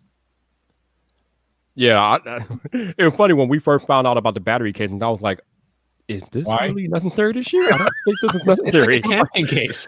He was like, "Why though?" No, but I think I do need one for my 11, because, dude, I eat this 11's battery like so, and I know it's like the same as a 10R or whatnot, but yeah, dude, I murder it. Like, I can get on a normal usage day.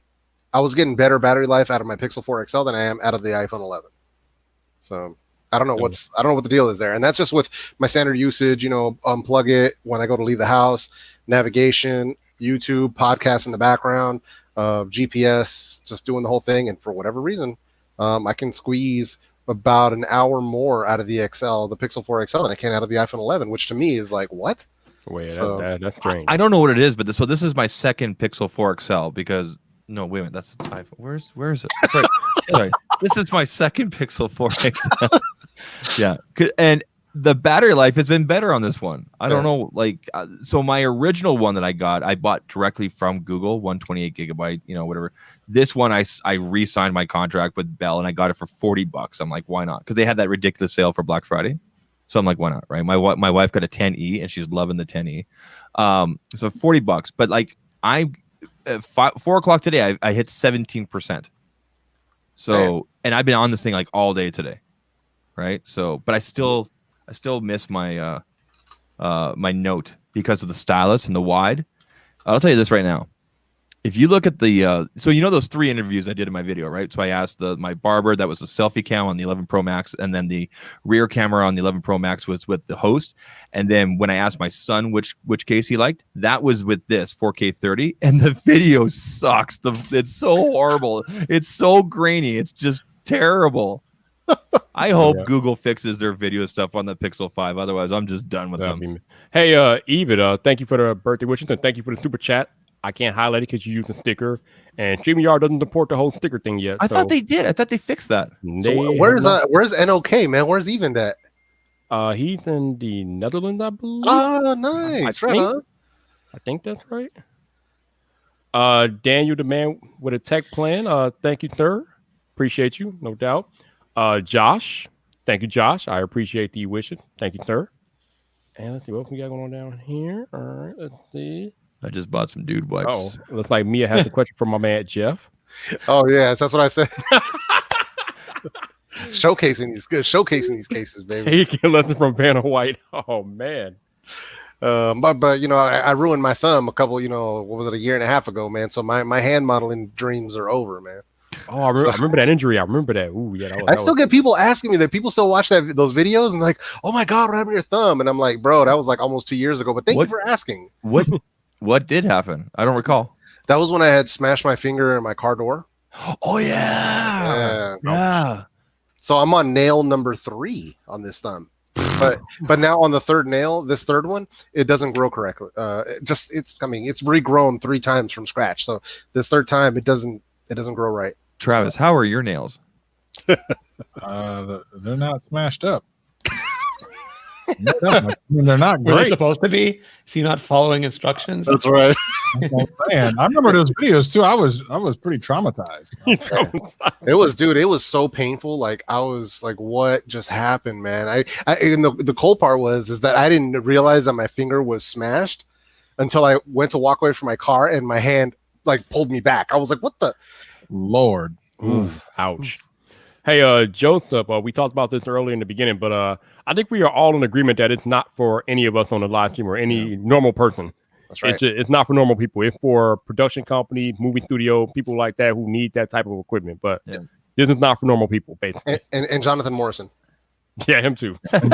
we have to give John a hard time because come on, that the thumbnail, and then of course I took a screenshot of him hugging it without knowing what his original thumbnail looked like because I just got the notification. Click, where you go. I didn't really look at it, and I'm like, let the memes begin. And that even he liked it, right? Oh no, but he's gonna take advantage of it because some of the stuff I've seen. Yeah. And you guys, well, yeah, technically I think all of us. I don't know if Renee's been there, but we've all been to the studio. Yeah, and they're over there doing real stuff. Yeah, and if anybody really does love that, it is John. And you know what? There's nothing wrong with that. Like I love iJustine's videos because she's so much fun. Like it's ridiculous that you're doing Instagram on this thing, but it's fun to watch. It really is, right? No, seriously though, it's to me it's fun to watch people who are truly passionate about what it is that they're sharing with us. Yep. And when you see that passion come through, that's the beauty of it. Yeah. You know what I mean? I wish that I could get as excited, at least visibly as excited as iJustine does over Apple products as I do over good headphone and audio gear. I am that excited and giddy inside. I can't show it the way she does. You know what I mean? So that's the thing. Bull, that is BS because I've seen the El Jefe dance, man. I've seen the meme. Oh yeah, I've seen it. I gotta bust out those gifts every once in a while. I think it, man. I think it. Soul by Tech, thank you for the birthday wishes, sir. I appreciate you. Thank you very much. How is everybody's holiday? I won't say Christmas because I don't want to offend anybody. But how is everybody's holiday shopping coming along? Are you guys done? Nah. No, because apparently today was the last day. I don't know if it was Canada or US or maybe both to get your stuff on time before Christmas, like to ship it. Renee, you're nodding. I think you heard the same thing. No, right? I didn't even think about Christmas shopping yet, so I'm in like a lucid panic at the moment. Renee's just like a 11:59 almost midnight going to the local Shell station. Can I super chat my family? Does that work? Here are some new wipers for you. That's right. Vyyyper, do you have any big birthday plans? Do you do anything traditional on your birthday? Yeah, what you're a part of right now, pretty much. Oh, nice. Doing it. Yeah, that is hardcore. This is what I do. Yes, sir. Yeah, I mean, obviously, as you get older, birthdays aren't that big of an event as they were when you were growing up. But I enjoy doing these live streams. So hanging out with you guys, hanging out with my people. So yeah, I'm content. Don't you get free drinks somewhere? You got to get free drinks somewhere. I did get a free Starbucks this morning, so that's good. Nice. Yes. Starbucks. Yeah. Okay, Vyyyper, answer us this because you're not as vocal about this sometimes as other people. When it comes to the alcoholic nature? Do you have a favorite drink that you like? Do you have a favorite? But you don't alcohol at all? Nope. Okay. Is there? You don't have to explain. Is there a health reason behind that, or just? No, basically, I was an idiot. The first time I drank alcohol, I went all the way. So when you've never experienced it and you go all the way the first time, it kind of leaves a bad taste in your mouth, literally. So yeah, I was done with that. Really? So when did you just completely stop? Pretty much right after I went all the way and felt had that experience that I didn't want to have anymore. That was me with cilantro, man. So that cilantro's a weird one. Hey, some people they taste like soap, other people love it.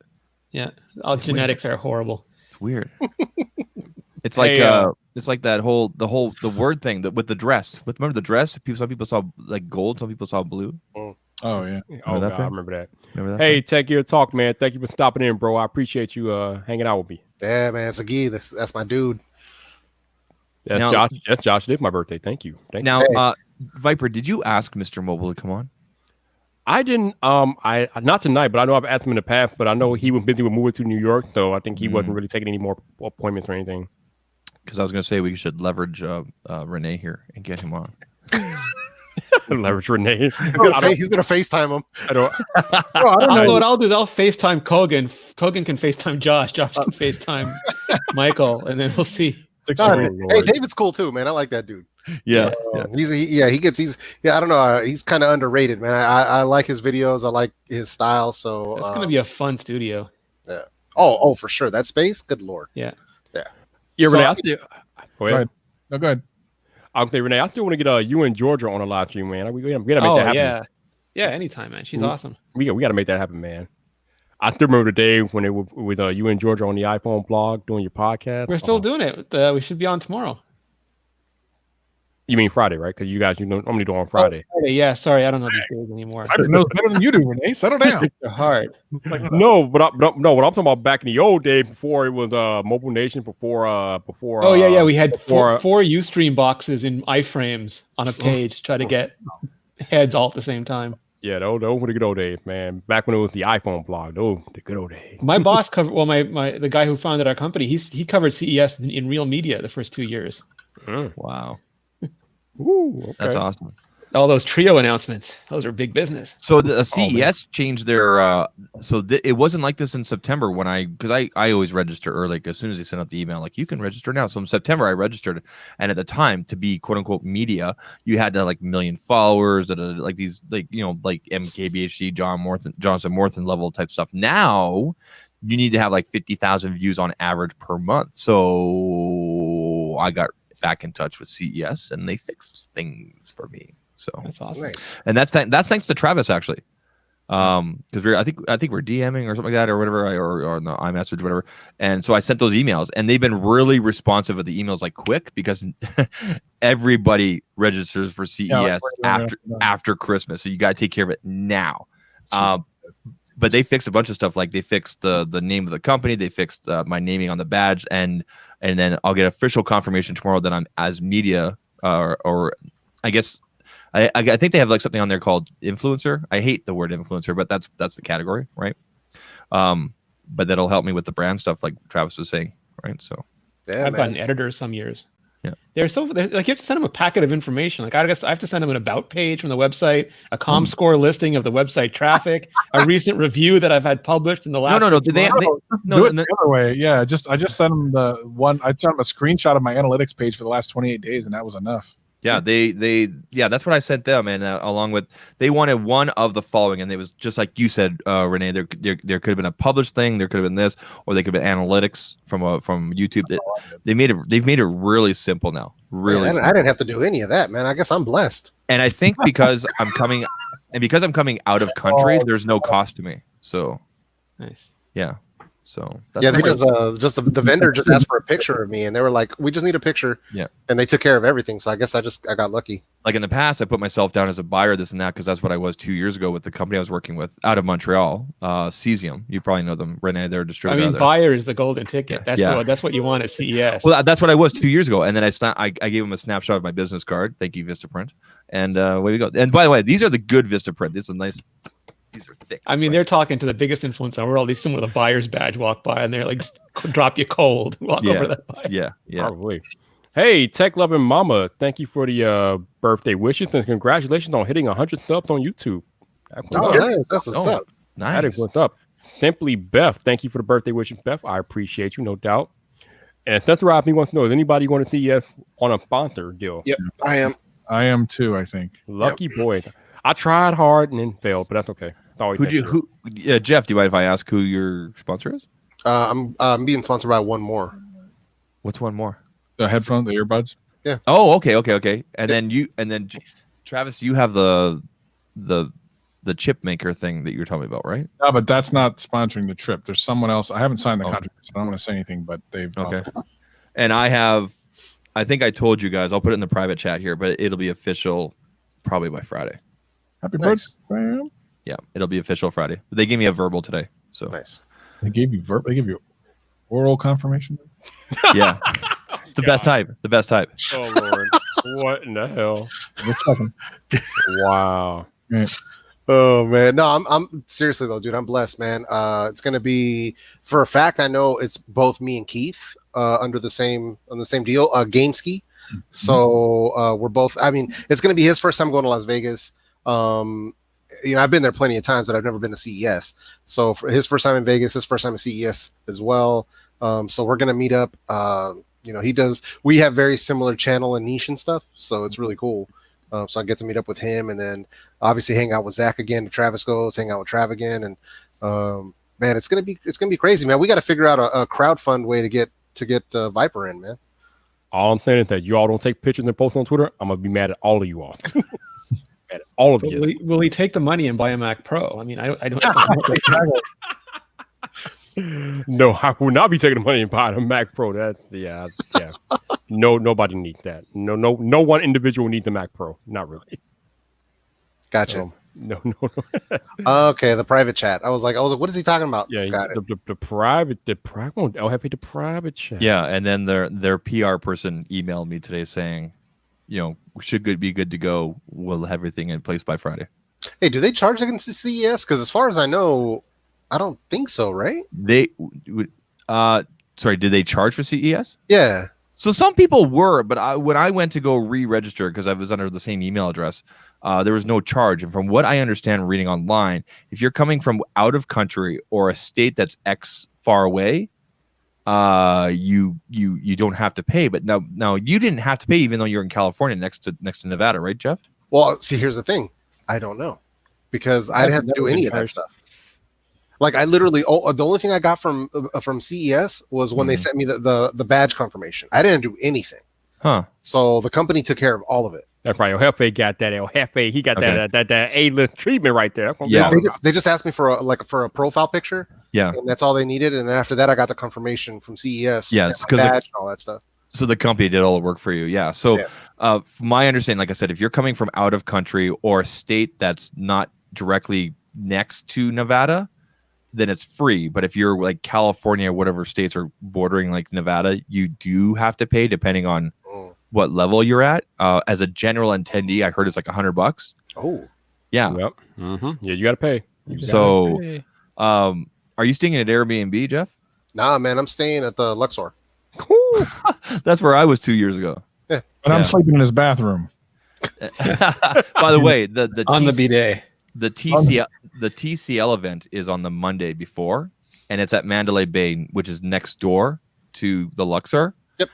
If you need it's across the street, but yeah. Do you know the name of the person at TCL to get in touch with? Because we can get you on the list probably. I have no, dude. I don't have any contact with TCL. That's you guys, man. If you guys want to get me in, I'm. Then how about I give you? I'll DM you some stuff here on Twitter. Okay. Okay. All right. Yeah, so no, Twitter man, is losing its mind because Andy Rubin made his account private and has blocked almost everybody on Twitter. What as of tonight? Yeah, everyone's just tweeting. I am also blocked by Andy Rubin. I am blocked by Andy Rubin. I too am blocked by Andy Rubin. Wow, I have never.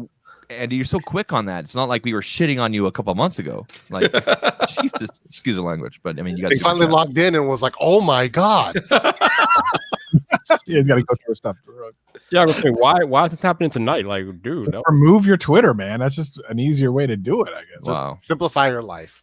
Simplify your life. Sir. Block. Twitter.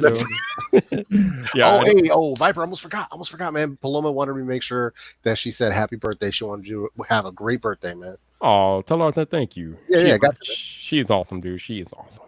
That's right, man. So we were talking about Michael Fisher earlier, and the Fishman on last night. The Fishman. The Fishman was tweeting at a bar last night, apparently. He was Fisher, yeah. Yeah, so I tweeted him. He goes, slightly buzzed at my local watering hole, asked me things. I didn't see this tweet until about an hour after he tweeted it, so he must have been a little bit more into it by the time I got to him. I said, so where are we hanging out when we're at CES? And he says, a 7-Eleven dumpster pit behind the Golden Nugget. I'm like, bruh, what have you been on tonight?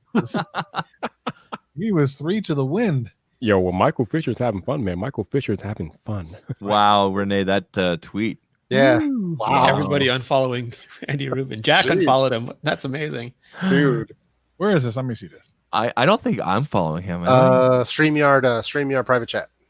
Oh, thank you. Am I following this? I don't think I'm following this sick guy. No, I'm not. His tweets are protected. Oh, come on, Andy. Follow. Yeah. Of course, his tweets are protected. Come on, Zach. Oh, man. That's. I'm gonna put out a tweet. Oh, I can't follow Andy Rubin. Like, what did I ever do? Wojcicki, good lord. Well, I mean, Gruber's theory was that Sergey and Larry quit because all the lawsuits are about to start landing. So we'll see. Ooh. Yeah, they left Pachai in a crappy situation for real. For HR, yeah. Man, I mean, good lord. I need to find a really good. Andy Rubin again. You can't even find him if you look for him. I mean, that's a hell of a way to get promoted too. Like, damn. I found the perfect gift for this tweet, and the tweet is out. Wow. Okay, nice. And the tweet is out. The tweet's out there. Good job, Zach. Well, wait a minute. So why can't you find him? I can't follow him. He's blocked. He's made his account private and blocked everybody. Yeah, he's hiding. He's literally going into hiding at the moment. Here's Zach's tweet right there. Oh man. Hey, Donna. Thank you for your birthday wishes. I appreciate you, Donna. Thank you. Y'all are crazy. Woo. Travis, you got any big videos left this year, or are you just cruising into 2020? I'm desperate. I'm grasping at straws, son. No, actually, what am I doing? So I'm a recent convert to Apple Watches, so that'll be sometime early next week, and then I don't know. Hopefully something happens and Samsung buys Apple or something. I don't know. Samsung buys Apple. I'm hoping for something. I think you mean the other way around. Oh, hey, Aramco buys them both. Yeah. Hey, Genosis, man, I completely agree with you. That was a benefit that I was not aware of. He's talking to James Wright. He says that he bought the Series 4 only for the sole purpose of the haptic engine to wake me up.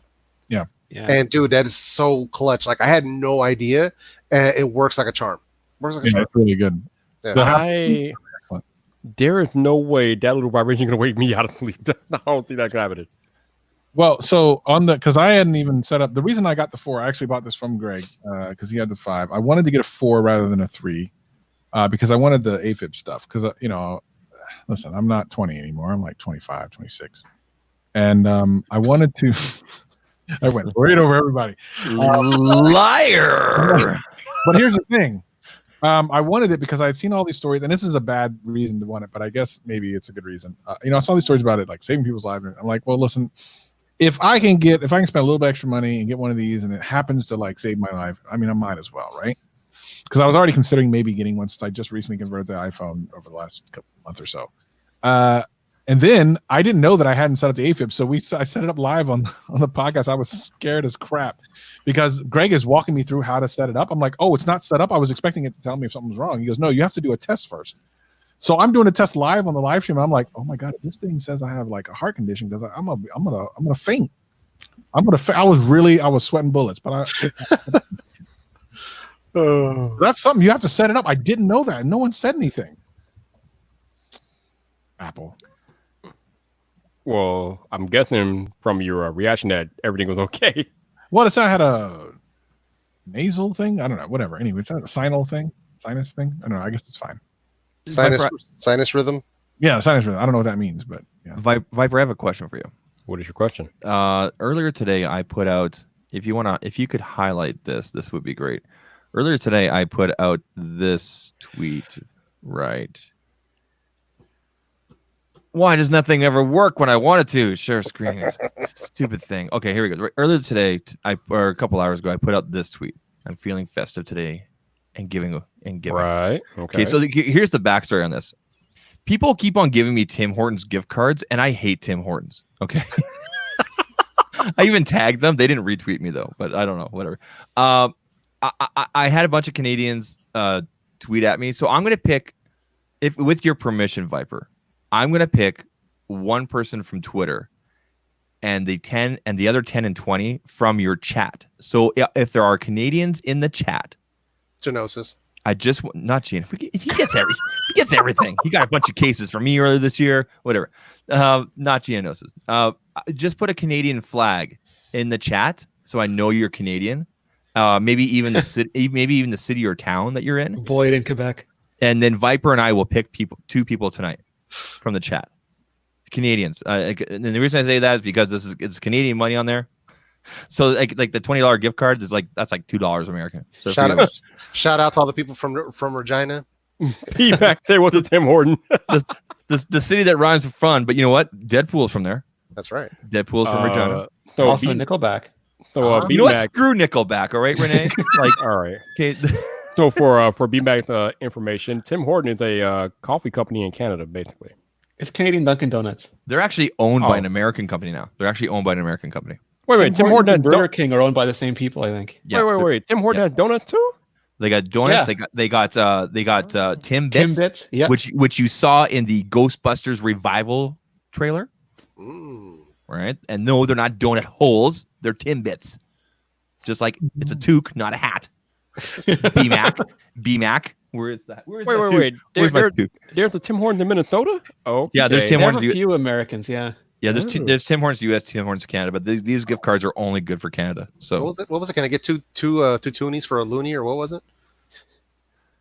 It's two loonies for a toonie. That's it. Yeah, I was trying to remember that stupid video, man. I shared it with Zach. I'm like, the first thing out of that guy's mouth in that video was, "Where's my toque?" I don't remember that before. Zach, have you seen Ryan Reynolds' defense of Nickelback as Deadpool? He defended them. So there's a scene in the Deadpool Christmas movie, and they also have it up on his YouTube channel where he kidnaps Fred Savage. And Fred Savage goes, I'm Marvel. He goes, you're not Marvel. You're Marvel like Fox, just sort of like music produced by Nickelback. It's ear garbage. And so he goes off on a Nickelback defense rant.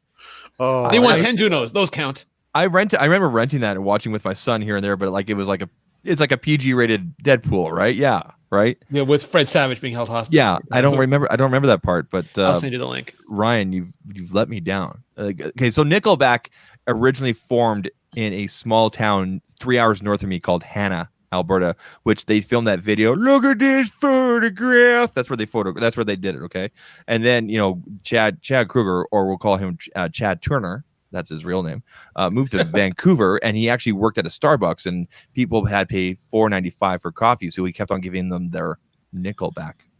That's how the name came about.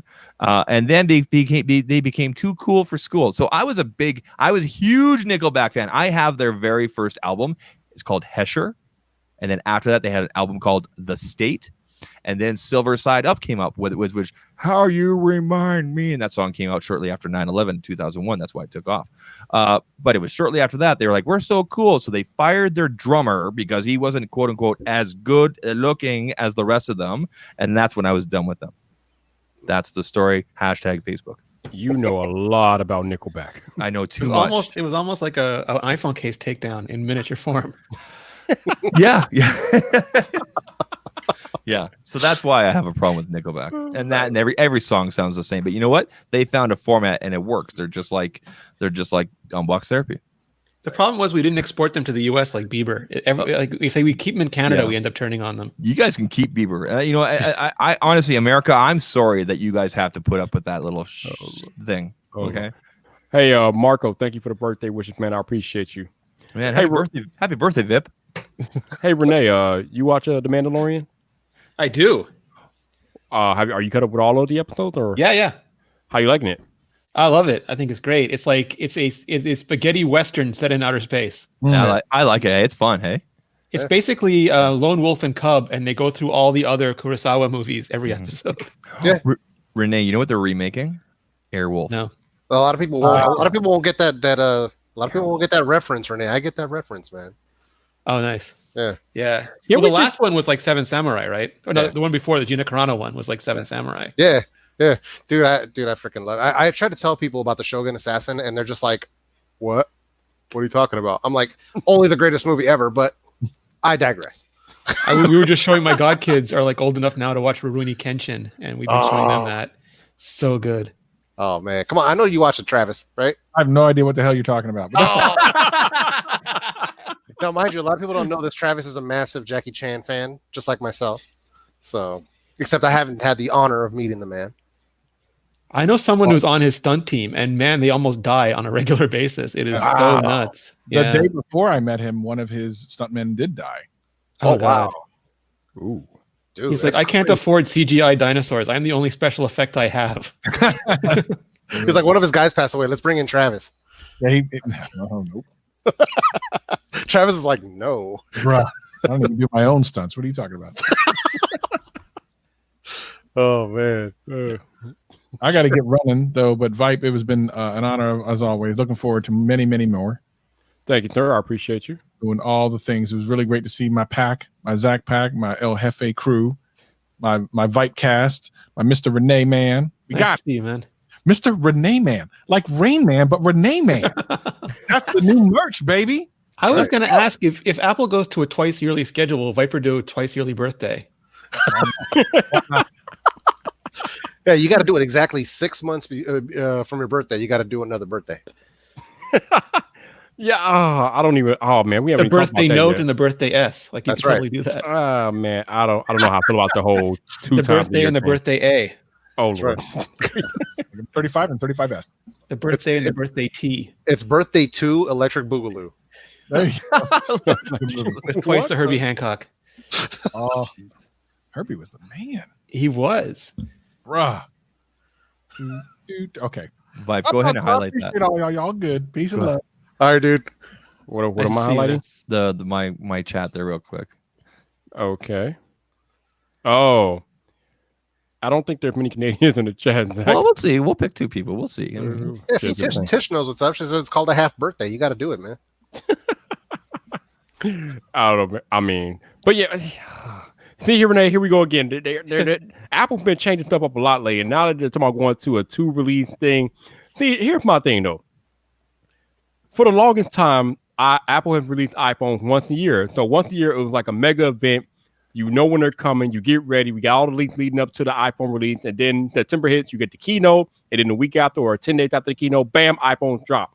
So that, to me, in my eyes, it kind of built up hype for the annual release of iPhone because they were only released once. Now, if you go to a 2-time-a-year model, you're taking away some of the hype from the September event because you're doing it more than once. And obviously, if you're releasing iPhones twice a year, the demand is going to go kind of down a little bit. Because it's like 2016 when Jaws came out and introduced the SE. They'll just announce the SE2 in March again. It'll be like anytime they have an SE ready, they'll dump it in March. Yeah, but there's been a rumor that there might be releasing they might be releasing like lesser version of the iPhone 12 here in early spring too. So I don't know. I find it hard to figure out. Like in one way, it'll be really good because they have to wait a year every time, and Samsung and OnePlus and Google and everybody else are getting bumps in the fall in the spring, and Apple's done like product red versions, but it's not the same. And then everyone runs out when the Galaxy S comes, compares it to a 6-month-old iPhone.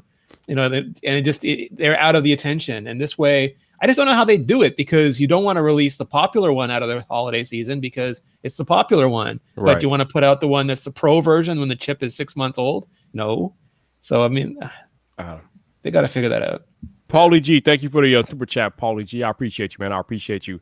Yo, B-Mac, I'm in complete agreement with you, man. They need to change the pre-order time back to 12 a.m. Pacific. I agree, B-Mac. I agree.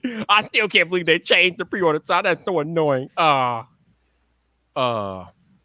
think I talked to you about this when they have Rene, but what are your thoughts on them changing the pre-order time? Are you yay or nay, or how you feel about that? I mean, there's no good time, because wherever it is, someone will be asleep. Like the Australians get all angry, and then like the Japanese get all angry, and like you should be able to pre-order on your birthday, whatever your birthday is. You know, put in a pre-reservation for the phone. Just take your time, anytime during the day. Man, what's crazy though is what's it called? Even though I pre-ordered and I did the in-store pickup, I still had to wait almost half an hour in line, even though I had the appointment and everything. I was like, but I am in San Francisco. So, you know, we got a lot of. I shouldn't have been surprised. I mean, but that's standard though. I mean, even when I pre-ordered the iPhone, I think it was 6 Plus, and that was like the most popular like ordering period for iPhone ever. So, and I had the 6 Plus pre-order. When I got there, I had to stay in line for like half an hour, but it was nothing compared to the other line that didn't pre-order. I mean, that thing was around the block and then some. Yeah, dude. Yeah, it was wild, man. I was really surprised because you know it's an 11, you know, so. But dude, I was really surprised. But it went quick. Once I got in, it was fast. So. Oh yeah, they get you in and out because you know that's the iPhone launch day. They ain't got time to be hanging around, so they got to get you in and out of there. So I haven't really been paying a lot of attention, but what are the latest rumors? If anybody can give me a quick wrap up on the Galaxy S11. I know it's supposed to be like 130 somewhere megabit camera, which it has a waterfall back. No. But for a second, you thought it was possible. That's where we've gotten to in technology. Yeah. Don't scare me like that. It's got internal waterfalls. That's right. Oh man. So what's your take on waterfall displays? Like, okay, like I think they look cool, but functionality wise, like what is that crap? Like, Rene, what's your take? I just think they do it because they can do it. That's never a good reason to do something. Exactly. Yeah. Okay. On the flip side, and I'm going to put something in the private chat about this as well, Rene. What is your? I can't remember. Did you do a piece on the Razer phone, the Razer 2019? No, Fisher won't give it to me. He's still hogging it. It's okay. So that answers my question. I was about to ask you for a contact name, but you know what? Fisher actually hooked me up. So yeah, he's awesome. Yeah, he was pretty cool about that. I think that's the phone of his this year dreams. Yeah. Nice. He is all in on that. That is the foldable that I want. Nothing wrong with the Galaxy Fold, but when I thought of foldables, okay. First of all, I have no problem with this form factor. This is the Note 10 Plus. I love how thin it is. I love everything about this. But the idea of folding this in half, protecting the screen, and even Vyyyper himself held it. You said it felt solid, like strong, right? Yeah. Vyyyper? Oh yeah. Yeah. Like that. Oh man, I was a fan of the. I have the original up here. Like, oh man, I can't wait to get my hands on that. I hope I can get my hands on one. So nice. Yeah, man.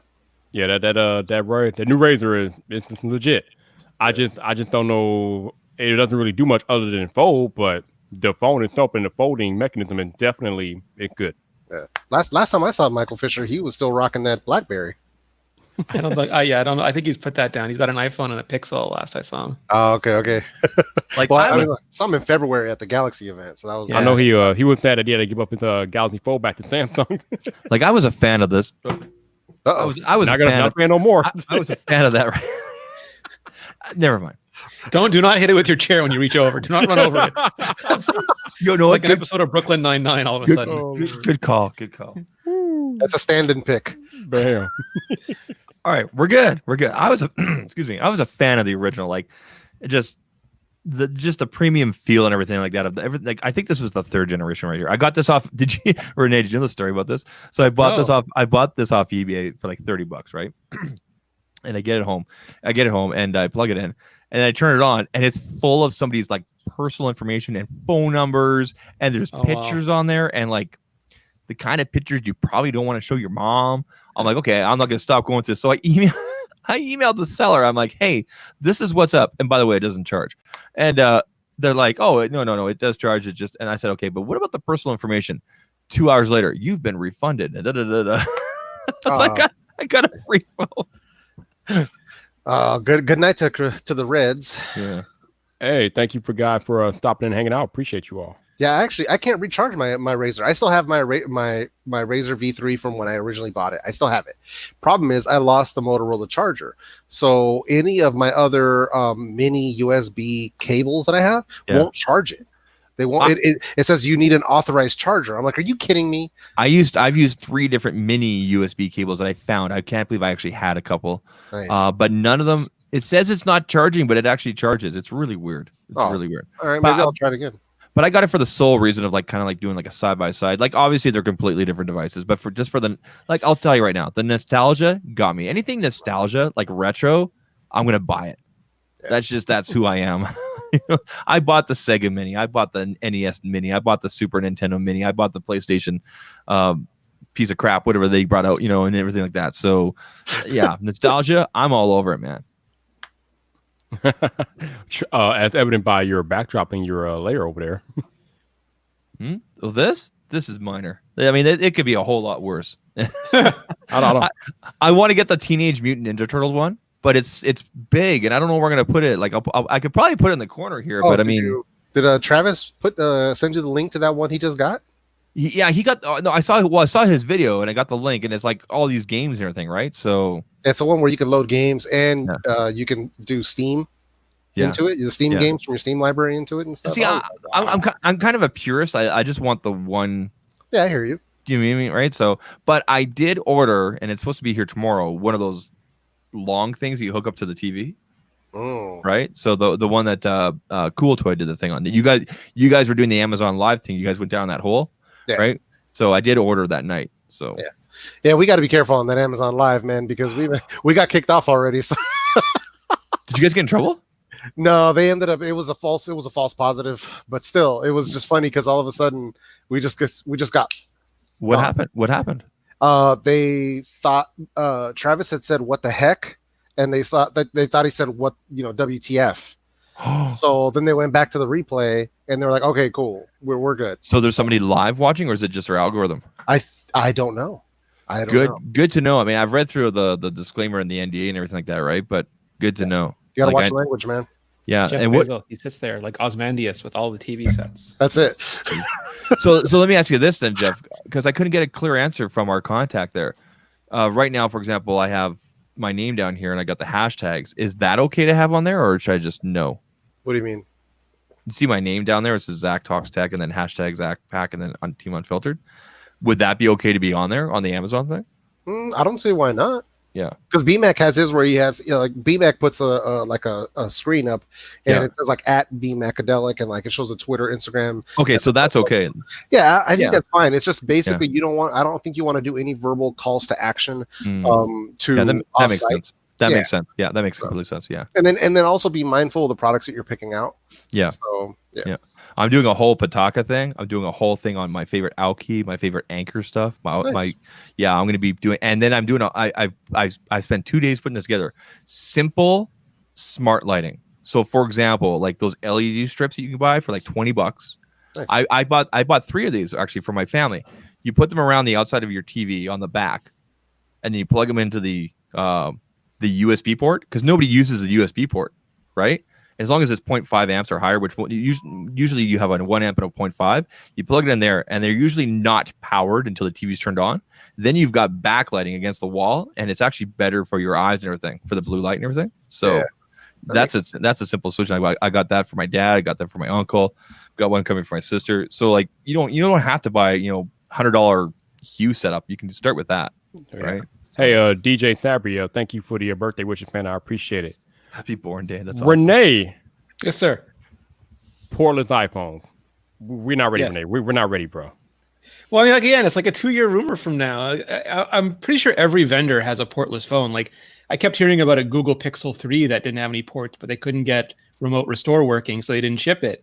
And I imagine, mechanical failure is something that no hardware manufacturer likes, and these ports cause mechanical failure. So they experiment with it and they go, oh, it doesn't work, and they don't ship it. And one day it'll work. It's like one day, like all these problems will be solved, or we'll get like a MagSafe connector or a smart connector or something. But I refuse to be manipulated by social networks into being like all stressed over all these things anymore.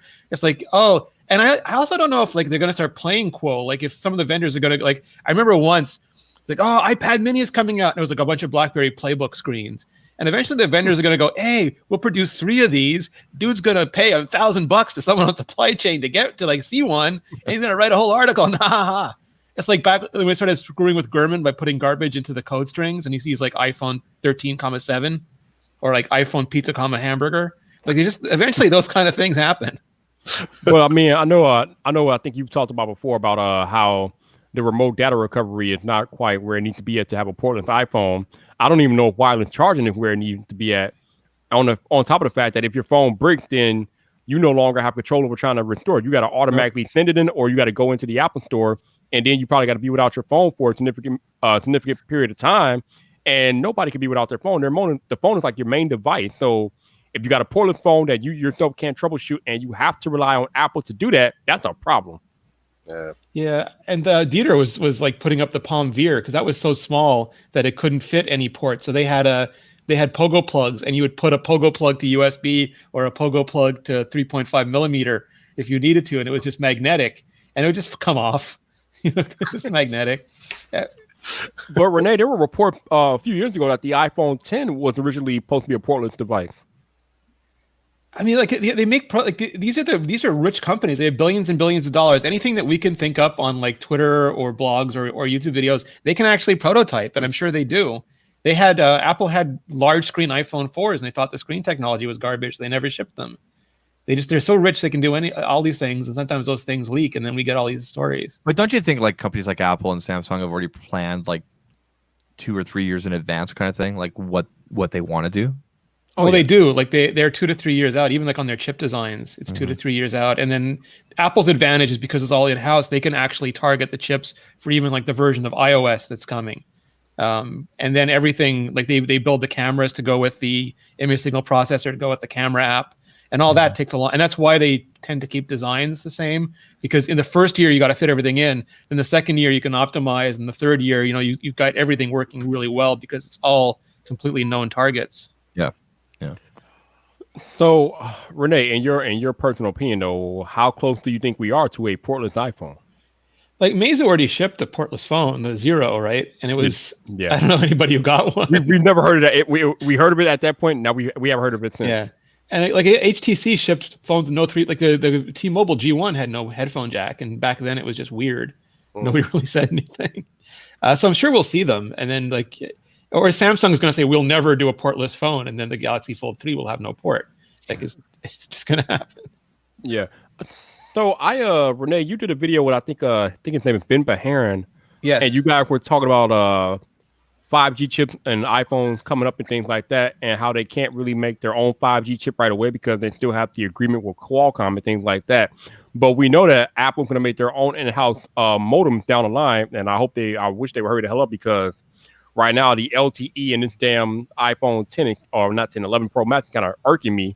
These Intel cellular modems are they're trash, man. They're trash. So how long do you think, Rene, it will be before we see a Apple custom cellular modem in the iPhone? I think 5 years is probably a fair guess, but they'd have to buy I think they'd have to buy an RF front end company first, because right now they've been using a mishmash of, I forget, Sky something, and there's 2 or 3 vendors, and Qualcomm is making their own RF front ends now. And I think we'll see them buy that, and that'll be a good indication that they're moving towards their own modem. The sooner the better, baby. The sooner the better. Oh, dude, I still have daily connectivity issues with my iPhone. I thought they would have been fixed with, what the previous updates, nothing.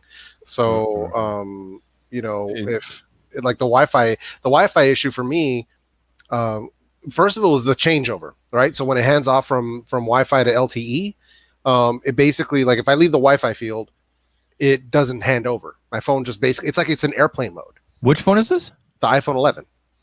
Oh, the regular 11? Okay. Yeah, the regular 11. So it's like it's in airplane mode now. So now I have to remember going to my phone, turn airplane mode on, then turn it back off, and then it'll connect to LTE. Yep. But here's the other problem. With the Wi-Fi, anytime that I basically, like, let's say I'm looking at my screen, I have the Wi-Fi on, right? So I'm looking at my screen. As soon as I do this, right, let the screen go black. As soon as I screen on again, I don't know if it's normal, Wi-Fi is gone. I have to reconnect to the Wi-Fi. No, that's not normal. That is not normal. Not Is at that all. is that? It's not a. That's got to be that specific device, or is it? That's what I'm thinking too. So I've been thinking about taking it back and like, hey, I need you guys to take a look at this. Yeah. Well, you got Apple Care with it, right? Yeah, of course. Okay. How old is it?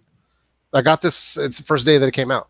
So like October, right? I guess. Yeah, well, I forgot what the release date was. September sometime. Yeah. Okay. Yeah. No, I take that back. Because I was going to speculate and say maybe it's because you're with T-Mobile, right? I mean the phone I got it from Apple directly. It's an unlocked phone. Okay. So yeah. No, Yeah, that should not be happening. No, take that back. Yeah, you take it back and have them swap it out or something. Yeah, Hey, because- back. Yeah, because I could take this SIM out, put it in the Pixel 4 or the Galaxy S10. No problem. Yep. Yeah, no, it's Jillian, thank you again for the super chat. I appreciate you, Jillian. Thank you very much. Preston, thank you for the birthday wishes, sir. Appreciate you. Thank Can you we very get much. Roberto in here? I saw him in the chat earlier. Hold on a second. Iconic Mod, thank you for the super chat, sir. I appreciate it. Ashley Zach, I may or may not have other people coming in, so I can't really do that right now. But it might be possible later on. Tech for your needs wanted to see the wallpaper. Let's see if I can show it on the. Let me see if I can highlight El Jefe for you real quick. All right. There's El So I Jefe. can get it to focus in there. There we go. There you go. Okay. The See that? fish. The fishy. Yeah, there's a dude on Twitter who makes these AR7. He makes all the dopest Apple wallpapers for your phones. So shout out to AR7, man. He makes they're the cleanest you've ever seen. They're so good, and he does them. They're really good for the. He does a lot of dark ones too. So he does a lot of really colorful ones, but he does all these really dark ones that just I don't know. To me, they look awesome. So, Nice. yeah. Yeah, but yeah, these Intel modems are these Intel cellular modems are trash. They're trash. It's like antenna gate. Is they work great if you're in an area with perfect reception, and then if you're in an edge area, then you're miserable. Yeah. That's about accurate. I don't know if you've ever been to San Francisco, Rene, but Yes. coverage out here is just like what in the actual hell. It is so bad. Like you think in a city that's New so York and modern, San Francisco are one of my favorite times is Samsung has never. Samsung can be remarkably cheap for an incredibly wealthy company, and they kept getting the carriers to subsidize the phones they'd give reviewers. So just remember, one year they gave out all the Sprint phones. I think it was a Galaxy S5, and nobody could get data. And there's like 10 reviewers outside the Samsung building or where the hotel where they were doing briefings. They can't connect, and they were like walking through New York, trying to find a signal to review the phone, and nobody could find a signal anywhere. Oh, terrible.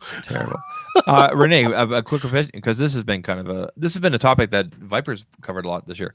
Do you think it is wise to purchase a 5G phone in 2020, or should people wait till 2021 for more infrastructure coverage?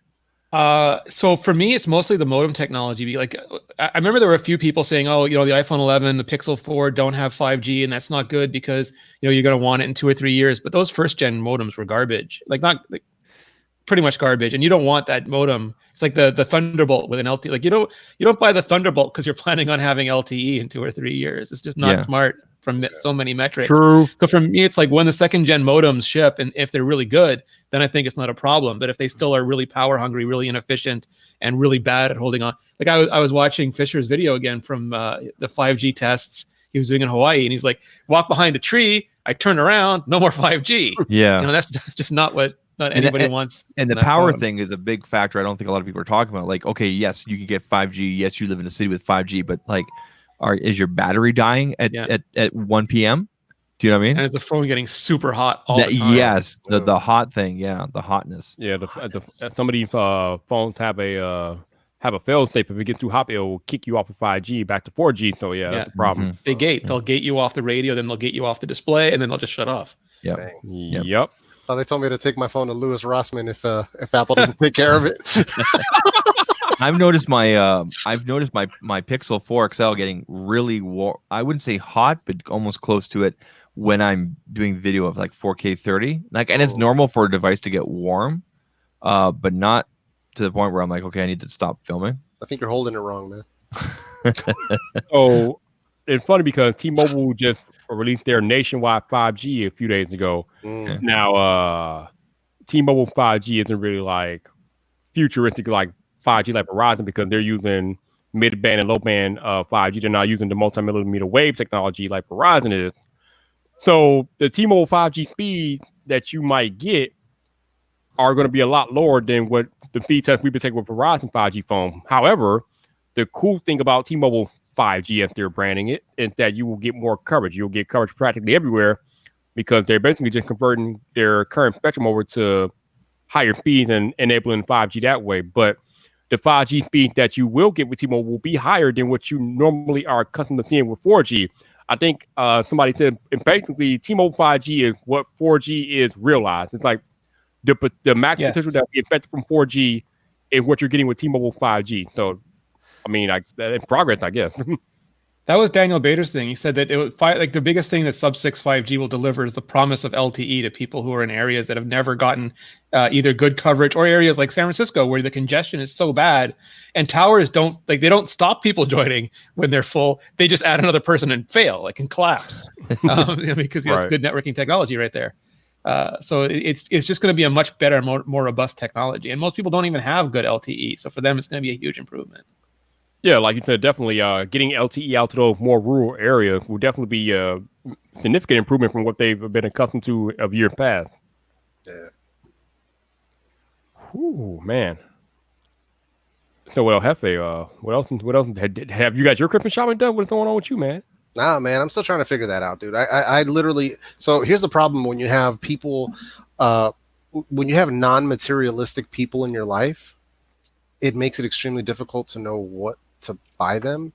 So yeah, it's a struggle, dude. I've been having to shop for the two same people for the past 17 years, and my brother and my wife, and it's like it's impossible. It's just impossible. So I get strokes of inspiration every few years. I'll come up with something good. But what about gift cards? Like they must like going to like coffee shops or something like that, right? No. I mean, I can do that. You know what I mean?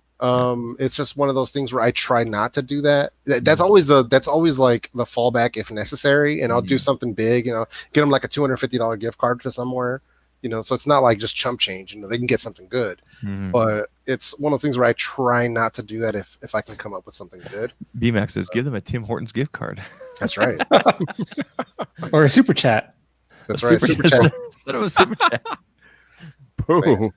I'm telling you, dude. So I'm trying to come up with something, but what about Simply Beth's got a good suggestion. Like one of the things I like to do, there's a place here in town called Stage West. It's like dinner theater. Okay, so you go in and there's like a show, and it could be like 80s, the Michael Jackson impersonator. It could be different things like Rent and this and that. It's just like a musical version, and then in between acts, you go and you get your first meal. Or they serve you your first meal, and then you go for dessert, etc. There might be a buffet or something like that. So the place here is called Stage West. If you want to look up what I'm talking about, like it's a dinner theater thing. It's kind of cool. That's always cool. Yeah, I'm sure we've got that out here, and it's probably ridiculously expensive. But I definitely got to look it up because things out here, man, it's a different beast. It's a different beast, dude. Because the Bay Area is like much like New York. Everything is astronomically expensive. Yeah. So. Yeah, it's crazy, but that is a good idea though. So I may look into something like that maybe for the wife, or like a gift card to like a piano bar. That's always fun. Because my brother's piano. Yeah, my brother's tough though because my brother's a working DJ in the music industry, so he's out almost every single night, DJing somewhere and doing his thing. So it's very difficult. Or if I try to get him tickets to something on a weekend, he could be like last weekend he was in Mexico. And in a few weeks, he's going to be, going to San Diego, and then so he could be somewhere else in the country.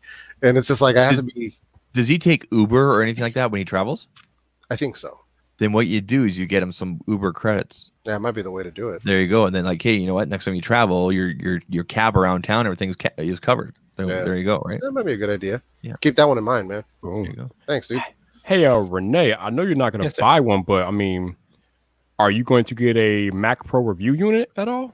I don't know. I haven't heard anything yet. And it's always one of those things where, like, of course I would love to if possible, but then I just look at how much work that's going to be. And I'm like, it's the holidays and there's other stuff happening. And so we'll see. Nobody believes, like nobody not in the industry. They always feel like, oh, you're a bunch of supermodels complaining about sand in your toes. Oh, look at you. But you have to go to events, and then after a while you're like, I got to go to events. You want to do like a bunch of reviews. After a while, it's like, oh God, another review. Like everything is a blessing and a curse. Yeah. Yeah, I don't know if people realize, and I'm kind of going through something at the point in my thing right now, but when you take time off from like shooting videos and doing reviews and things like that, it's hard to get back into it. Like it's not easy just to turn on the camera on and like do a video. Like sometimes you just get into a spot where you just you want to turn on the camera, but you just don't feel like it, or you're just not feeling it. It's hard to get back into it. So Yeah, no, dude, I agree, man. It may look glamorous, but it's not always that glamorous.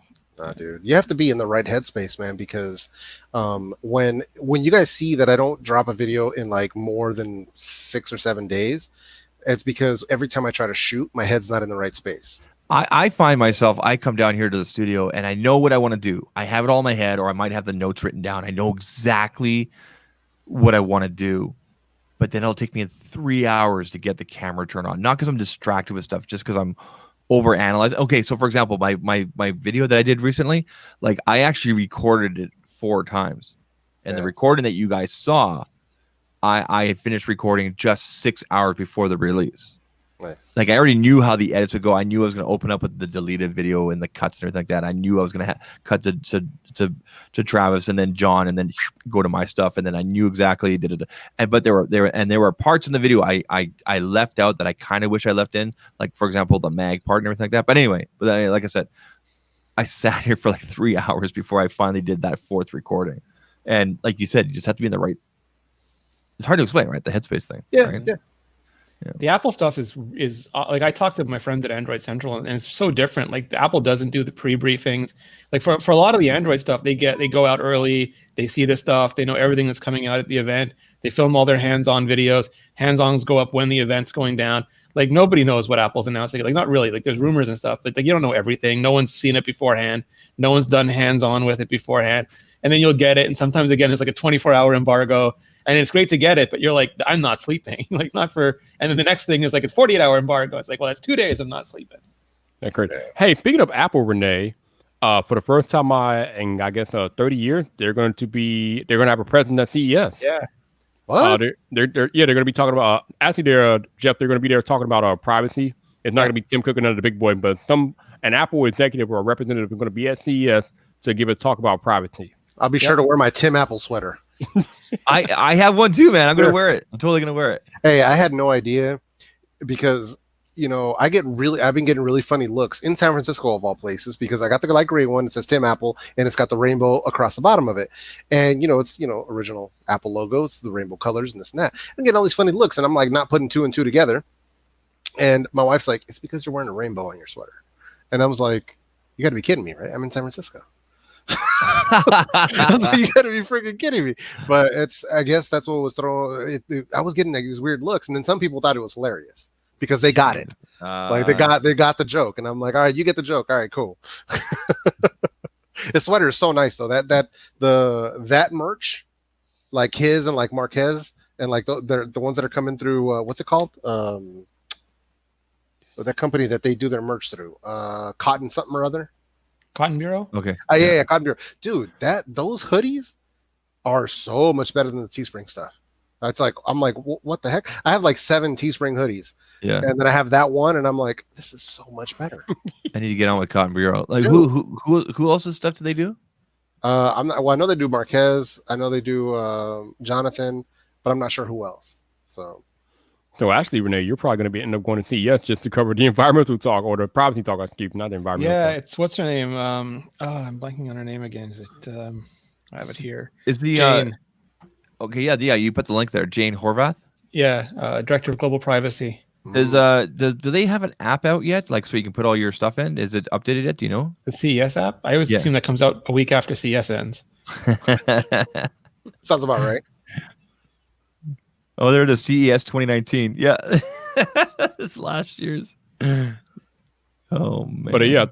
But okay. So Rene, while I have you here, why is Apple coming to CES now? Like, why now? So there's certain things that they will do. Like Apple doesn't do a lot of these things, but there's certain things that they believe strongly in, like accessibility and privacy.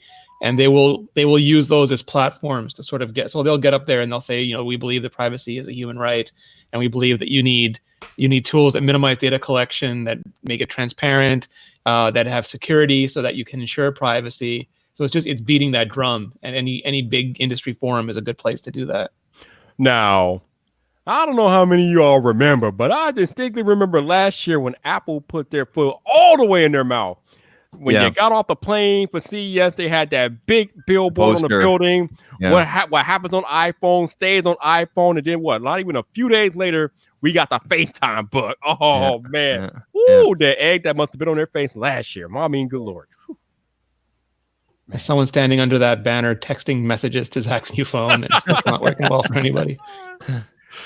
I mean, but like it was just so interesting going through all of that last year, because obviously, Rene knows Apple has a big privacy focus, and they kind of like to flaunt it around like, our stuff is private, we're the best privacy focused company out there, blah blah blah. Then you got this FaceTime bug that completely comes and throws a monkey wrench in every damn thing, and it's like, so really, I Apple? have mixed feelings on this. So like when Google talks about privacy these days, what they mean is data retention. It's like after 3 months you can delete anything you want, and I'm like, not quite the same thing. And then Facebook will do like it's encrypted. I'm like, yeah, but like encryption just means you get all the metadata. That's not the same thing. And I kind of want Apple to always put their foot in their mouth, because it makes them have to fix it so fast. Like if they were not talking about privacy and the bug happens, like, yeah, it's a bug, and they'd be like, we're working on it. But it's like, oh no, we said this about privacy, and now you guys no sleep. Like you guys look at this finish. It's so embarrassing. I want them to be so humiliated and embarrassed every time that they fix these bugs faster than anybody else in the galaxy. I think it took them almost 2 weeks to fix that bug last year, though. They didn't take the servers down. They ended up taking the servers down in the interim. But they took them a while to fix that bug. But I just thought it was so ironic with them having that billboard up there at CES, and then bam, they get hit. Yep, it happened several times. They put up more billboards, and they had the Siri thing. I mean, it just keeps happening. So it'll be interesting to see with them having a actual talk at CES this year about privacy, if they fall into any other scandalous, nefarious privacy mishaps. You guys remember what was the thing with the celebrities and all the pictures? You talking about Marquez Twitter police or what? No, he's talking about iCloud hack. Oh, or supposed to hack. But honestly, that was like an everyday hack. Like that was just people being stupid and clicking a link and using the same password here and there. Yeah, right? Apple. So, I think Apple came out and said that they didn't actually get hacked. It was just people making their Wikipedia page had their security questions. Yeah, serious question though for all you guys. Like I know some of you guys may have done sponsor stuff here or there, but who do you guys use for password management? I use LastPass. I have for the last year and a half, and I love it. Right here. I have like 4 of them, because some of them like I've used for years. Some of them have sponsored iMore. Some of them have sponsored my show. Mm-hmm. So I've got at least one installation of all of them lying around here. I've only ever tried LastPass, and I've had nothing. I've only had a couple of hiccups here and there. So, Vyyyper, do you use anything? I use the Note app on iPhone. Dashlane, LastPass, and 1Password are all excellent. Like I don't think you can go wrong with either of those 3. Yeah. Hey Matt, thank you for the birthday wishes, sir. I appreciate it. But I don't have a password manager at the moment. No. You use the Apple keychain thing, right? Oh yeah. That I do use. Yeah. Yeah. So I use that on the iPhone, but I also have LastPass on there, and then I use LastPass on my Androids, and it's just brilliant. Yo, that iPhone, the Apple, the keychain is that clutch. That's so clutch. Keychain works really well, and it's quick too. Hey, right? And it's across all your Apple devices, so it's like yes. Yep. Good to know. I need to figure out how with my MacBook. I turned it off. I don't know how to turn it back on. Tech support, Rene. Maybe you can help with this. So I got my Apple Watch on. Yeah. But that's a Horween leather Nomad wristband. Anyway, it's very nice. How do I get this so that my MacBook unlocks when I come sit down here? Do you know what I mean? I know there's security. Then you click on the little lock icon. Then you click on the use. So you go to system preferences, security. Okay, and then you got to unlock them, okay. And then there should be an Apple Watch button there. Okay, hold on. Security. I'm really slow at this kind of stuff. Oh, network. No, that's not it. Okay. Yeah, all right. Isn't it inside the Apple Watch app? Do I think you do it every day? For the Mac, I think it's in system. Okay, got you. That reminds me, we gotta. Oh, there you go. Allow your Apple Watch to. Yes. There it is. Okay. Got an update for the watch today. I totally forgot. Yeah, we got an update for the watch, the phone, and the iPad yesterday. Yeah, all those came out yesterday. Oh, I did the phone. I need to do the iPad and the watch. Yeah. So I need to get on that. That is the cool thing about Apple. When they usually release updates, they usually release updates for everything. Yeah. Okay, that's why I have it turned off, because I don't like to use Wi-Fi when I've got this 600 down, 20 up thing. So that's why. Yep. Shout out to Jonathan Morrison once again for trapping me in the Apple ecosystem. Yeah, really, right? Hey, he did you a favor, bro. He did you a favor. Man, you've got a 4K 60 frame per second selfie camera. Yep. Boom. Look at me, man. I mean, like at the start of the year, I'm all like Samsung happy and everything, and I still like my Samsung. And now I was just telling Vyyyper about this a couple weeks ago. Like, I'm still using both, but I'm reaching for the iPhone more than ever, and it's mainly because of those camera improvements. Like you saw the photos I've taken this year. Yeah. And again, it's hard to take a bad photo in Banff, but I mean, damn, right? Like, I just love that I can use the iPhone 11, not a Pro, just the iPhone 11 for B-roll and product shots, and nobody knows the difference. Yeah. It's a beautiful thing. But They Rene, can not do only better does he have than a cameras, because the like a camera, the sensor is so big and the processor is so slow, they can't do multiple HDR layers, and they can't do all the pixel binning, they can't do all the fusion.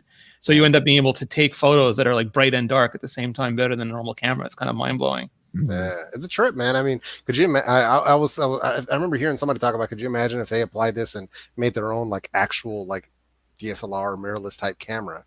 I'm like, oh man. Remember the old Apple camera? It's hilarious. Well, not like that, but something, you know. But yeah, I really do like it though, man. I was very, very impressed with it, and that's why, you know, it's made it a lot easier, especially for editing, because if I can shoot a bunch of product shots all in a row with the phone, and then I can airdrop them to the iPad for the edit, that's pretty clutch. I just want camera play so it can take over like the interface of your camera, and you can just use all the iPhone stuff. Like Rene, I have a question. Maybe you can answer this. So I'm connected. I'm connected both physically and on the Wi-Fi now with the watch. Yes. Which connection will the MacBook prefer? Will it be the Thunderbolt or the Wi-Fi? When you go into networks, you can set the order. So okay, if you go into network connections, whatever's on top, it should get priority to. Okay, because this is Thunderbolt, then Wi-Fi, then Bluetooth, and okay, cool. Genosis, shout out to Vyyyper for trapping him in the ecosystem with AirPods Pro. That's awesome. Yo, man, AirPods Pro is currently sold out. Genosis, man. Yep. They're on back order until I think next year. I think if Vyyyper has his underneath the cans. He has AirPods Pro underneath the head.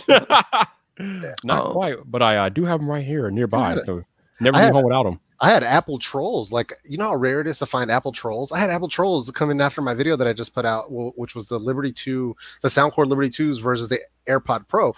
And here's the thing. There actually isn't a winner in that video. So for the people that actually stayed and watched the whole video through, were thanking me afterwards because of how subjective I kept the video. Because I said, hey, here's what I have chosen for myself. And I'm not telling you to buy this. I'm giving you all the facts on both, and you need to decide for yourself what better suits your needs.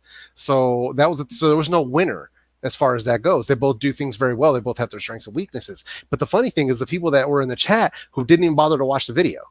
and I was like, wait, you didn't watch the video? Like, what are you talking? Even the title isn't, like inflammatory. So I'm like, dude, it's so funny. Come on, man. You know they don't watch the video. But yeah, but the thing is the sighting of an Apple troll, because I'm accustomed to the ones that came after me for the Galaxy Buds, but to have ones that come after me for Apple, I was like, really? You exist? Like, I want to. You exist. You guys exist? Like, what the hell? So yeah, and I wasn't smack talking it, because even the title is just this versus this, and that's it. And wow. Yeah, dude, it's crazy. I'd never had a Apple troll. Like, I was They're like, rare, because like we have all the websites, and traditionally like the iMore people stay on iMore, and the Android Central people come to iMore. Yeah, that sounds so weird. I was like, wait, what? So, well, wait, they were originally angry Nokia people, and then they went to BlackBerry, became angry BlackBerry people. Then they went to Android Central and became angry Android people. It's the same people. I'm convinced. Yeah. It's always the same people. Oh, absolutely. So, Hefe, you know that our friends at JLab sent me these area executives, man. Oh yeah, nice. But. See, here's the problem that I'm having with these. I have been spoiled by AirPods Pro. Oh, of course. And it's not even about the sound or anything like that. It's just about the fit and the feel. Mm-hmm. Because you have a set of AirPods Pro. When you put them in, the only thing that's really going inside of your ear is that silicone tip. So you don't have that hard cylinder tube that's throbbing at your eardrum and things like that. Mm-hmm. So when I put these in my ear, of course, you got the long cylinder tube that goes in there, and it's killing my ear, man. Like. Did you try the memory foam ones? Yeah, I tried. I mean, I quit the tips. I've tried the comfort foam, but nothing can really change that because of the way that these are designed. Mm-hmm. Like even if they have the silicone tip or the comply foam, when you put them in your ear, you still got that cylinder tube that sticks out that has to go directly in your ear. Oh yeah, of course. I mean, and it just drives me crazy, especially coming from AirPod Pro. Where I don't have that problem. The AirPods just stick in there, and the only thing that I'm dealing with is the silicone from the tip, and that's it. Yeah. So, yeah, I mean, I can't hold it against them because literally 99.9% of the market is like that. Yeah. So it's just one of those things. I'm accustomed to it because even because I do a lot of in-ear monitors as well. So I'm just accustomed to it. But I know what you're saying. Yeah. But for value, I mean, no, $60. Yeah. These are like the sound is amazing. The features on these are great. But but the fit, man, like it's just like I said. Once you wear AirPod Pro and get that fit, anything else, it's hard, man. It's hard. Yeah, they're in completely different categories, dude. Oh like, yeah, yeah. Because even like me doing the Soundcore versus the AirPods Pro, we're talking $100 difference. I regret returning mine because, but the thing is, I don't. The only time I really use headphones or earbuds is when I'm doing stuff like this. As you guys know, I like to hear the outside world and everything like that. But I did enjoy using them for like podcasts and stuff like that, and like listening to Vyyyper and Greg's gadgets and all that kind of stuff, right? So excellent, dude. Sometimes I feel like I'm missing something at my desk, and I'm like, she gets AirPod Pros again. Yeah. I just have so many, man. I had planned on returning them. Yeah. I also hadn't planned on liking them as much as I did. So so it worked out well, man, because I didn't like the original AirPods fit wise because they didn't seal in my ear. They fell out. Like the left one would just fall right out of my ears, like boop. The pressure thing when you put them in, that was brilliant because I never like to put stuff in my ear because I always get that issue even if I put it in slowly. Yeah. Just little touches like that was kind of brilliant by Apple. So. Yeah. No doubt, dude. It's fully fleshed out. Sound quality is excellent.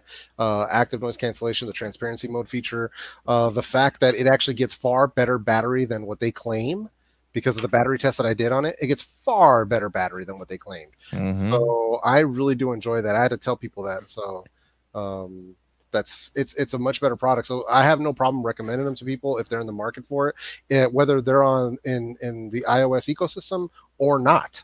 Because when I tested them on Android, you still get active noise canceling, you still get transparency mode. So, and they still auto pair, not H1 auto pair, but they still auto pair once you get them paired up. Mm-hmm. So there's really, I mean, if you're in the market for that and need something with those, the microphone quality, I mean, come on, man. So it's a no brainer. And people like, oh man, you're shilling for them. Listen, bro, I paid for them just like everybody else out here. So It's funny on YouTube. Anytime you like something, you're shilling, bro. Like, no, we can't. Why can't we just genuinely like something? Yeah, like, I'm definitely a shill, bro. I'm an audio quality shill. If it's good, but I'm trying. Much like Travis keeps saying, I'm out here trying to save lives. I'm trying to save people's hearing. Yeah, but AirPod Pro, man, AirPod Pro is amazing. As Rene knows, because he using them, so he knows. Using them right now. Yeah, boom. I didn't even know that. There you go. There you go. Yeah, mine are back charging up because I finally discharged the case all the way. So. Speaking of Vyyyper, have you heard from our contacts yet at Nomad about where their Pro charger is? Remember they said nothing. Yeah. I wonder if there must be a manufacturing delay. Hopefully they don't run into an AirPod situation. Oh man, yeah. Oh man, air power situation coming into Netflix. That's right. Yeah. I thought we'd learn our lesson about putting stuff out there or promo and stuff that we can't bring to market, but I don't know. Yeah, man. A little crazy. I'm still waiting for the new Beats to drop, because I know they did the Beats Solo Pro. Yep. I'm waiting for the over-ear version, because that on-ear stuff I don't get with. I hate on-ear headphones. Yeah, because the Studio 3s are better than people. Yeah. They're better than people think, because Beats had that reputation of an overly bassy sound. The Studio 3 stepped their game up, which I had to give credit for. But I'm waiting because I see what they did with the new with the Solo Pros, but I can't do on ear. So I have to have over ear. So I'm waiting for that. Whatever. I guess it's gonna be Studio 4 maybe, or Studio Pro. I don't know. Studio Pro. Yeah. I believe they've gotten access to Apple's, because Apple built a giant audio lab right outside of right off Tantau, I think, on Wolf. And I went in there with a bunch of analysts, and they were like, "We've seen big ones before. This one is bigger than we've ever seen." And it was nuts. They were doing stuff like, "Oh, depending on how you hold your iPhone, we'll beam the sound in a different direction to make sure it hits your ear." And you're like, "What? What are you doing?" What? Yeah. Well, even the iPhone sounds so much better than before. Like, I was shocked. So just new MacBook Pro speakers are crazy. Yeah. Yeah, that was a cool thing that I checked out when I was at the store. So I was like, all right, that's all right, that's pretty good.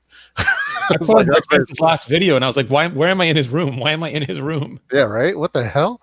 Yeah, no, it's good, man. I'm looking forward to that, man. So I'm actually going to end up picking up a set of those the Studio 3s because they have the NBA collection, and one of them they have the Warriors design. So I'm going to pick those up. Just out of principle, I have to have them in my collection. Zach didn't send you a pair of Raptors? They look good though. They look good. They have the Raptors, they have the Rockets, they have the Warriors, they have the 76ers. So it's some good stuff, man. They've made their own version because they'll use Dolby Atmos if they have it, but for stuff that's not Atmos, they do their own spatial audio placement, which is super interesting too. Yeah, computational everything, man. Everything's just computational now. Yeah, they trip me out, man, because it seems like I talked about it in my review that nobody watched. Was the fact that I listened to a ton of different genres of music, and it almost seemed like the tuning would change as I changed genres. And that to me was a trip. And I was like, wow, that's really cool, because you don't see that happening a lot. So I thought it was almost like they were adjusting themselves to sound better based on what I was listening to. They gave it to a bunch of scientists to make them like scientifically perfect. Then they gave them to a bunch of hipster artists who then were both, because they said the scientific stuff doesn't sound good to humans all the time. So they gave it to a bunch of, and they went in and made what they called it, like adjusted them for humans. Yeah. They did a bunch of stuff to them. Yeah, that's the thing, man, because you can have stuff that sounds very clinical and very flat, which is very good for audio reproduction. But if you want it to like have warmth and heart, they have to tune it differently. And there's some companies that do this better than others, and they did it really well. So you talking about that? You talking about that adaptive EQ, man? Yeah, no, I mean that's what I'm talking about. And it tripped me out, man, at first, because I was like, that's got to be man. And you know, it's there. It's subtle. It's tough to notice unless you listen to a lot of different genres back to back. But it's definitely there. So yeah. Yeah, man, they're legit. That's why I tell people be like, AirPods Pro, they're too expensive, $250. Like, listen, man, when you see everything that these things can do, and then you factor in the convenience and ease of use and how they pair with all your different Apple devices, they are worth every penny. Yeah, you're paying for the chipsets. It's like an 8-core processor in there. It's ridiculous. Why do I have an 8-core processor in my ear? So I have a question for you guys. I have to make a decision here. So I have a phone number for my iPhone, and I have a phone number for my Android. Yep, same here. Right. So I'm gonna take the iPhone with me, but which Android should I take to CES? The Note 10 Plus or the Pixel 4 XL? Note 10. Do you want to have battery left by the time you go to Showstoppers? And if you decide, I mean, I don't know what you're gonna edit on. Are you gonna edit on the iPhone, or are you gonna edit on the Note? I'm gonna edit on my MacBook Pro. Oh, which, dude, you can take whatever Android you want. But honestly, I like just like Rene said, I would trust the battery of the Note over the battery on the Pixel for sure. So last CES, we had everyone from Android Center was shooting with the Pixel, and then by the end of the day, they all were not, because like, the 4 doesn't have this problem, but the 3 kept not saving pictures and skipping frames on the video, and they just lost their minds and switched to Huawei's and Samsung's. Yeah. Okay. I will say though, if you plan on taking pictures with people and things like that, the Pixel is excellent for that. Yeah. No, I know. Okay, so I went to Mexico, as you guys know, like I was there a few weeks ago, and I left my Androids at home. I spent a week in Mexico with the iPhone, and man, that was fun. Throwing that thing around the water and having people freaking, your phone! Like, don't worry, it's an iPhone, right? Like, that was awesome, right? And I'm extremely, if you guys have seen the pictures, I'm extremely happy with the quality and everything that I captured. So I know anything video, like my whole vlogging setup and everything like that you guys saw the picture I put on Twitter. Actually, let me show you guys this. Because I don't think Renee's even seen this. even though he does follow me on Twitter, but he doesn't pay attention to everything. Twitter is such a dumpster fire. I know. and I contribute to it, so I'm no better. You got to filter. You got to filter through, man. So Rene, check this. So bankruptcy every day. This is my vlogging setup for this is what I was going to do the interview stuff with. So I've got this is the Vid Summit / SwitchPod.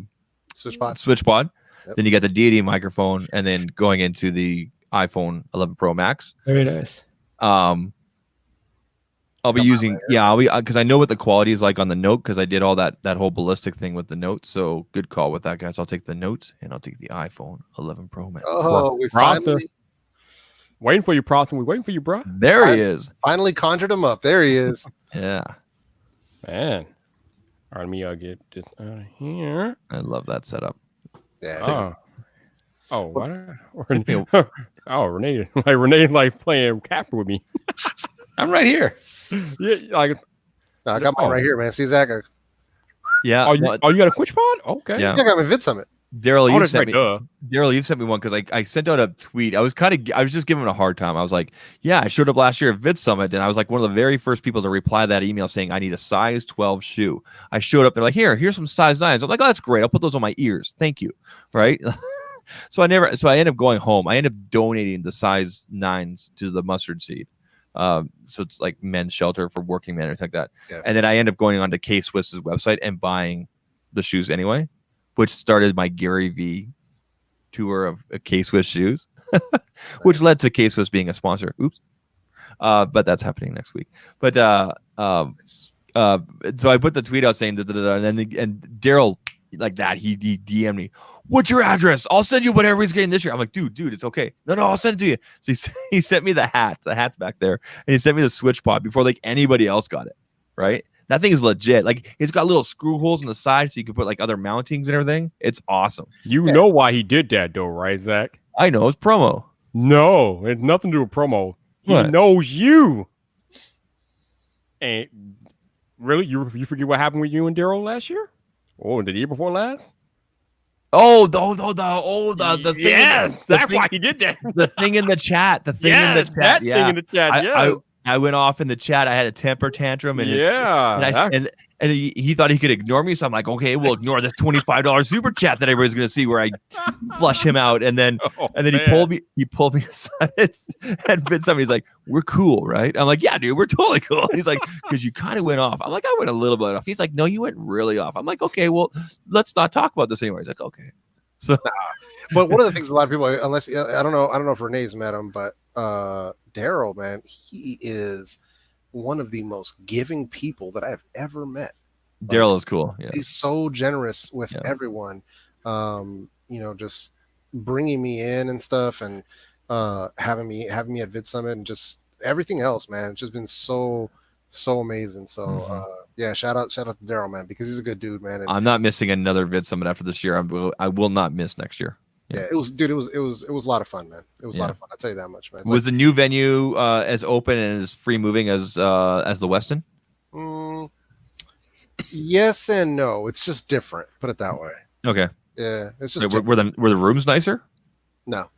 Really? It's about the same. Yeah. About the same. Okay. The Westin was nice. I thought the Westin was nice. Yeah. No, the Westin was nice. No doubt. So speaking of our friend John Proctor, who finally lurking in the chat, Rene, one of the videos that you highlighted in your YouTube video today was the one that John Proctor did about yes, sir, Tim Cook being better for Apple than Steve Jobs. So what did you think of that? I mean, like I know what you thought of it a little bit while I'm watching your video, but overall, what did you think of the video that John did about that? I think it's time and place. Like I think Steve was the person who had the single act of will to bring Apple back from the brink of bankruptcy and sort of force them to be a relevant, self-contained, self-actualized company. But I think even he knew that he wasn't going to be the one that would scale them to the size that they are now. And if you look at Tim Cook, like his ability to just swallow his ego and do what he needs to do, for like a lot of CEOs, especially founders, can you imagine the conversations Jobs would have if he was running Apple today? Like he would just pick up the phone. Yeah, this whole trade thing. No, sorry, stupid. Hang up the phone. It's like, So I think for this time, Tim Cook is the right CEO for Apple. I find all the people who seem to hate on him or just think that he should be fired, I just get bewildered by that. He's made he's made more money and more good products than anybody in history. I was rolling when you said in your video today that I am not afraid to be the man that said I told you so. I'm like, whoa, he went all John Prosper on us. I'm like, I didn't know you had it in you, Rene. I was shocked. I mean, like, I don't like, you know, it's hard, like Zach will back, but it's hard for Canadians to do stuff like that because, you know, we're trained from very young that if we say too much, we'll be frozen to death. But I try, like, I put stuff in articles. Like, if you go back to like 2016, I wrote about the iPhone 10 in 2016, and I wrote about the portless iPhone 2 years ago. So, like, I try not to be sensational about it, but everyone was saying the iPhone 11 is going to be must skip, and I'm like, it's going to be good. I know people using them. It's going to be good. And it's just frustrating because you can't really say anything. And then they come out and people are like, oh, they're amazing. I'm like, I told you. I'm not going to lie to you. I'll never lie to you. And you say that, you know, like if they make a dud, I'll tell you right away. Like, no, skip. But those phones are good. Nice. Oh, yeah, we know Rene could be savage. We are well aware. We know. But yeah, like I said, back when John originally released that video and I was watching, I was like, damn. It was This good good video. Like everything that he said was like so logical and well thought out. I was like, wow, this is good. Yeah. It's hard to argue with anything he said in that video. Yeah. And I know I did a podcast reacted to that video, and some people were saying about how Steve Jobs wasn't an idiot business-wise, and he wasn't, but like Rene just said, Steve Jobs was not equipped to lead Apple to where they are today. That is all Tim Cook, man. Like Steve Jobs has an ego, and his ego wouldn't allow for the progress that Apple has made since his passing. Tim Cook does not have an ego, or it would appear publicly he does not have an ego. He can put his ego aside to get things done in the best interest of Apple, and that's what you got to do as the CEO. Like Steve Jobs was fire. I think Tim Cook is way more like ice. Like, it's not to say Tim Cook doesn't have bad qualities. He does, like, not bad qualities, but like you can criticize him. There are things that you could criticize about how he does things. Like I wish that he would use the line item veto that Steve used at keynotes. And he just went, no, Eddie, no, Phil, nope, take this one out too, nope, nope. Like I wished him, because he's the only one who can do that, and he doesn't. He just lets them run their segments, and then we get weird stuff every couple of years that you probably wouldn't have gotten with that line item veto. But I think I can't think of anybody who would do that job better. Not at Apple anyway. No, not at all. No. I like Tim Cook's style. I think Tim Cook reads more and watches more than what we probably think he does. And he's just like that silent troll. I guarantee he has troll accounts on Twitter, and he's just like, F you. Blah, blah, blah, blah. Oh, absolutely. Tim Cook is very vigilant, I'm guessing. He's on Twitter, although usually he's tweeting out some calls that Apple's doing or involved in. But he's definitely he is definitely watching the Twitter. And speaking of, we have the baddest man in social media today finally joining the chat. John Prosper. What's up, bro? Oh, no. Hello, everybody. Hello. How are you? John. Good. How are you doing? I'm good. How's everybody? Happy birthday, Vyyyper. Thank you, sir. I appreciate you. Welcome to the club. I wanted to swoop in and be the last one to tell you. I appreciate it. So, Rene, I'm glad I have you, and I'm glad I remembered why you're here. So, I recently did a podcast with our buddy Greg from Greg Gadgets, and I asked him a very controversial question, Rene. So I'm going to ask you the question. Uh-oh. Oh, yeah. John Prosser is better than Batman. I'm answering it before you even ask it. So, Rene... By the way, hi, hang on. Hi, Rene. Hi. Hey, Don. I don't think we've ever been in the stream together. Seriously, I've been trying to get this together for a while, so I'm glad we can finally get it done. Well, I'm surprised that John even left the house today. It usually doesn't happen. Very special occasion. By the way, John, I wanted steak. That's some nice merch you're wearing there, John. Batman merch? Yeah, he sent it to me. He sent it to me from his YouTube merch shop. Nice. From his lair. Okay, controversial question. Go, Vyyyper. So, Rene, Yes. in 2019, the Yes. iPhone Yes. is a little thicker, bigger Yes. battery, a whole bunch Also of true. tweaks and refinements that make this the best iPhone experience ever, although that's not really saying much because they usually are. But this iPhone experience in particular has been very, very good. Then later on this year, Rene, we got a new MacBook Pro, 16 inches. Again, thicker, bigger battery, a whole bunch of tweaks and refinements, a new keyboard, things that weren't happening in the past that all of a sudden in 2019 happened, Rene. The thickness. So I gotta ask you the same. I gotta ask you. And Greg is in the chat, so Greg knows where I'm going with this. But I gotta ask you, Rene, with these new refinements and Apple seemingly concentrating on function over form, is it fair or is it worth questioning, Rene? Is Apple better without Johnny Ive? So I mean, so I have this general rule where it's like anytime someone says Steve Jobs would never, you can look back and find like 3 examples of him doing exactly that. And like Johnny made the phone thicker with the iPhone, like 6S was thicker with waterproofing in the ceiling, and there was another one that was thicker because they switched the. So they would do it. They just believe that they don't want to make a phone that's too heavy for most people to hold up for like an hour and play video games. Mm-hmm. And sometimes technology forces them to, and then they try to make it lighter again because they know that in the future they're going to have to add something else that makes it heavy. So they pay down mass debt as often as they can, and the battery gets more efficient, or the processor. Or like this year, the screen got more efficient and the processor got more efficient. So they had like a lot of budget they could spend on it. I don't think they're afraid to. I just think they're conscientious of how heavy they make their products. I mean, these are 3-year-old designs that they're putting out now. We'll see the post Johnny stuff will be like 2021, 2022. I thought the question was going to go in the direction of like, is Tim Cook a fan of the thickness of the Kim Kardashian? Oh Lord. No, that's not the question. Johnny talks like the funniest thing about Apple is everyone on that stage talks exactly the way they talk on stage. Like those aren't stage. Like I was once talking to a different Apple executive, and Johnny came up and they were talking for a second, and the guy goes, "It was a good show," and Johnny looks at him really seriously and says, "Was it? Was it really? I mean, we create the products, but until people get them in their hands and use them and tell us what they are, we really don't know." And then he just walked off. I just find this so eerily coincidental that when Johnny Ive is walking out the door, Apple finally seems to be focusing on functional form. It seems like they're more focused on customers, like on direct answers, like right away. Like it's also the pro workflow team. Like they hired them and they report right into the hardware engineering team. And if I know a couple of them, and they come from like Pixar and ILM, and they're like, "No, this thing's got to have wheels. No, this thing's got to last until 6 p.m. No, you can't." And they are listening to that group of people. And those are exactly the people. Like, you know, for most people that stuff won't matter, but these are people whose literal jobs depend on getting high volume work done. Like they do all the Apple internal movies and sounds and ads and everything, and they'll like yell at you if the button in Final Cut isn't pushing up the dialogue fast enough. And they've been spending the last year yelling at Adobe about how crappy Premiere performance is. Rene, am I in your video from yesterday? From today, I yelled about you at the end. Because I just got the Google alert, because I haven't gone through my subscription list yet. I usually watch all my videos at the end of the day. Thanks, man. I did my favorite people on YouTube video today. So I'm gonna present the same question to John Prosner. How do you feel about this particular topic? I think we've kind of had our answer. I feel like Johnny's been sort of phoning it in for a few years. So whatever he's been working on and whatever passions he has, I think he's been following that for a while. We're just now hearing about it.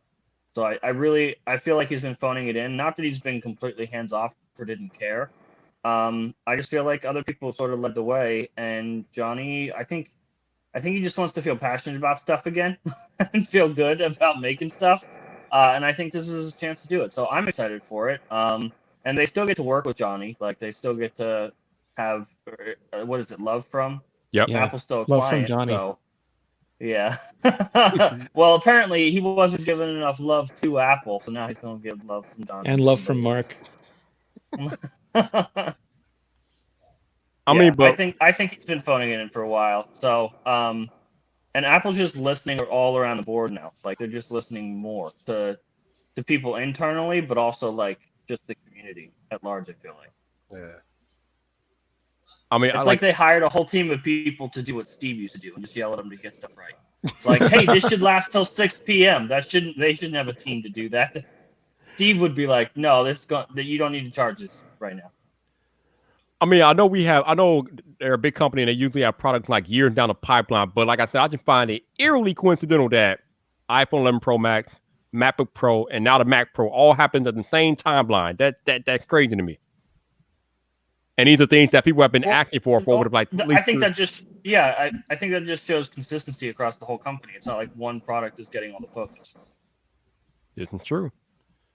So the fact that they all have something about them where Apple sort of listened, I don't feel like that's a coincidence. I feel like that's very intentional. That it happened. Well, I hope they can keep it up in 2020 and beyond. We'll see, because we might get 8 iPhones or whatever. Oh God. Yeah, I talked to Rene about this earlier. He thinks there's much to do about nothing. Yeah, I'm pretty sure we just go with closed report and just hope for the best. I think the new one is just the SKUs. Like we used to have CDMA and GSM SKUs. Now we'll have 4G and 5G SKUs. That makes the most sense, yeah. So, well, John, because they're not going to have 5G iPhones for all markets. Yes. So I feel like I feel like the report just got messed up. It's Yeah. Forbes. Oh God, let's not talk about Forbes again. So, John, I was talking to Rene earlier tonight about how I feel like having iPhone released twice in a year kind of takes away from the hype and demand of the fall events that they're going to do another release in like spring. It takes away from the hype of the fall event for you. That's it. Everyone else is going to buy iPhones like they normally do. Like the regular market's still going to buy it. And I feel like it might work out better because, I mean, the same argument I made about the 10R when everyone was like, no, the 10R is not going to sell as much. It's going to be everyone's excited about, what was it, the 10S Max or whatever at the time? And I was like, well, that's not how people buy smartphones. Not everyone like watches the event and buys it the day of, and that's how it works. Like, people get upgrades at different times. It's convenient for people at different times. If they have an upgrade with Verizon or AT&T, or they have different money at a certain time, that's when they buy the phone. And that's why we see like the iPhone 10R or iPhone 8 creep up towards the end of the year. And I feel like this is exactly what Apple needs to do, especially with everyone around them, sort of releasing 80 phones a year. So we might fall into the hype and be super excited during the fall. That's fine, and we'll still get that. But people buy phones when it's most convenient for them, and now Apple will have 2 different times a year where the new iPhone will be released, and so I feel like that's a completely new opportunity for half the market.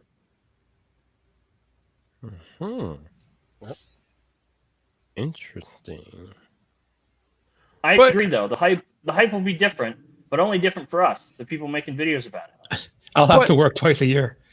I know that's the worst part. Event days are the worst days.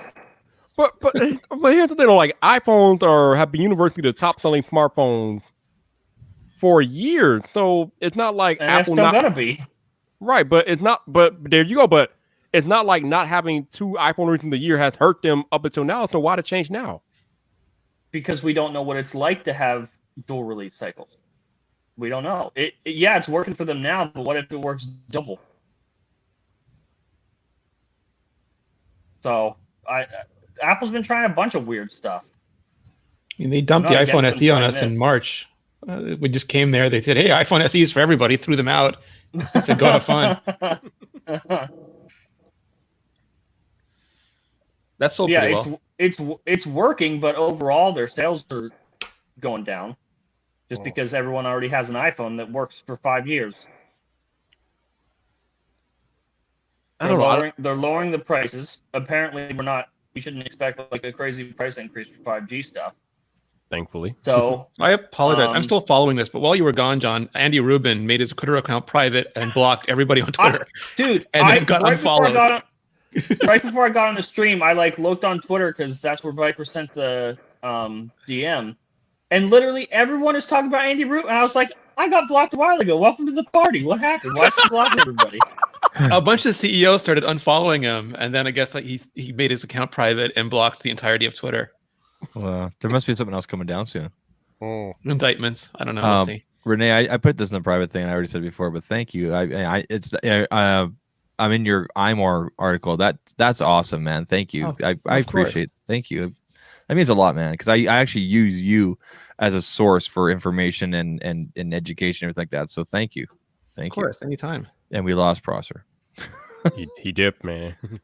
Andy Rubin blocked him on. Blocked him. You know what? Now I can source iMore with the media team at CES and definitely get that media credential. There you go. Nice. I should Also good for Wikipedia. I should ask my my sponsor to be like, hey, can you put buyer on this tag here? I don't know what happened, but I'm back. If you have to change your email address for CES, they make you make a whole new account. They will not change your account. Oh man. Yeah. So I had to register. I actually registered when I registered for last year. I used the company email that I used to work for as a buyer, as a purchaser, as a distributor, and then I put Zach Talks Tech one there as a secondary, and then somehow they swapped it around, so it was the primary. But this year they're really cracking down. Hey, John, did you get a chance to watch the video Rene put out today? Briefly, yeah, I saw me in it. I was in there. You were in it, yes. Yes, Rene. As soon as I got to my part, I was like, "Holy shit, I was in here." Well, I guess all the important stuff's gone. Maybe you sit through Vyyyper first, though. I know. So I saw Vyyyper and I was like, "Oh, that was so nice of Rene." And then I saw me and I was like, "Oh, that's so nice of Rene." I just know. I said it before. I just picked the videos that influenced me the most this year. Nice. Influenced you the most. Interesting. Yeah. So, man, this means so much to me. This is so ridiculous. I think we can all agree, man, that that video that you put out, John, that particular video was a well done video, dude. I watched it back and was like, wait, I made this? And like, they're gonna expect I was like, why don't I make more stuff like this? And I was like, oh, because it was hard. Well, yeah. I think, and the funny thing was you were expecting like the dumpster fire to happen, but everybody came out like super supportive. Dude, I expected the worst after I put that video out.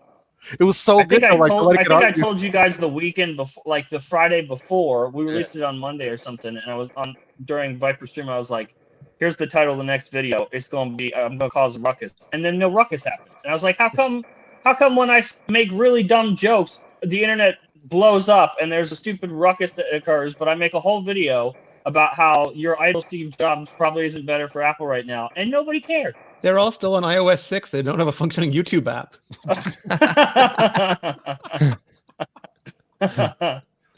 Oh man. Hey, we need a Rene John collab. That'd be epic. Oh, that would be really good. We've talked about it a couple times, but it's to move fast. And if Rene and I have to move fast, it's usually because we're heading in the same direction on different tracks. And I think that's why we need time. We need time for it to really cook up. We've done the fake collabs though, like when we put each other in videos. That's always way easier. Yeah, the fake collabs. Yeah, that was my specialty. Does today count? Does today count as a collab? I was on your video so. technically. Yeah, it counts. I'll be watching a video in my videos, and then I'll have Vyyyper or Zach or like John or somebody else on my phone screen, and that's how we collab. I am sure that Vyyyper is streaming the stream of the stream. I'm positive that man streams so much.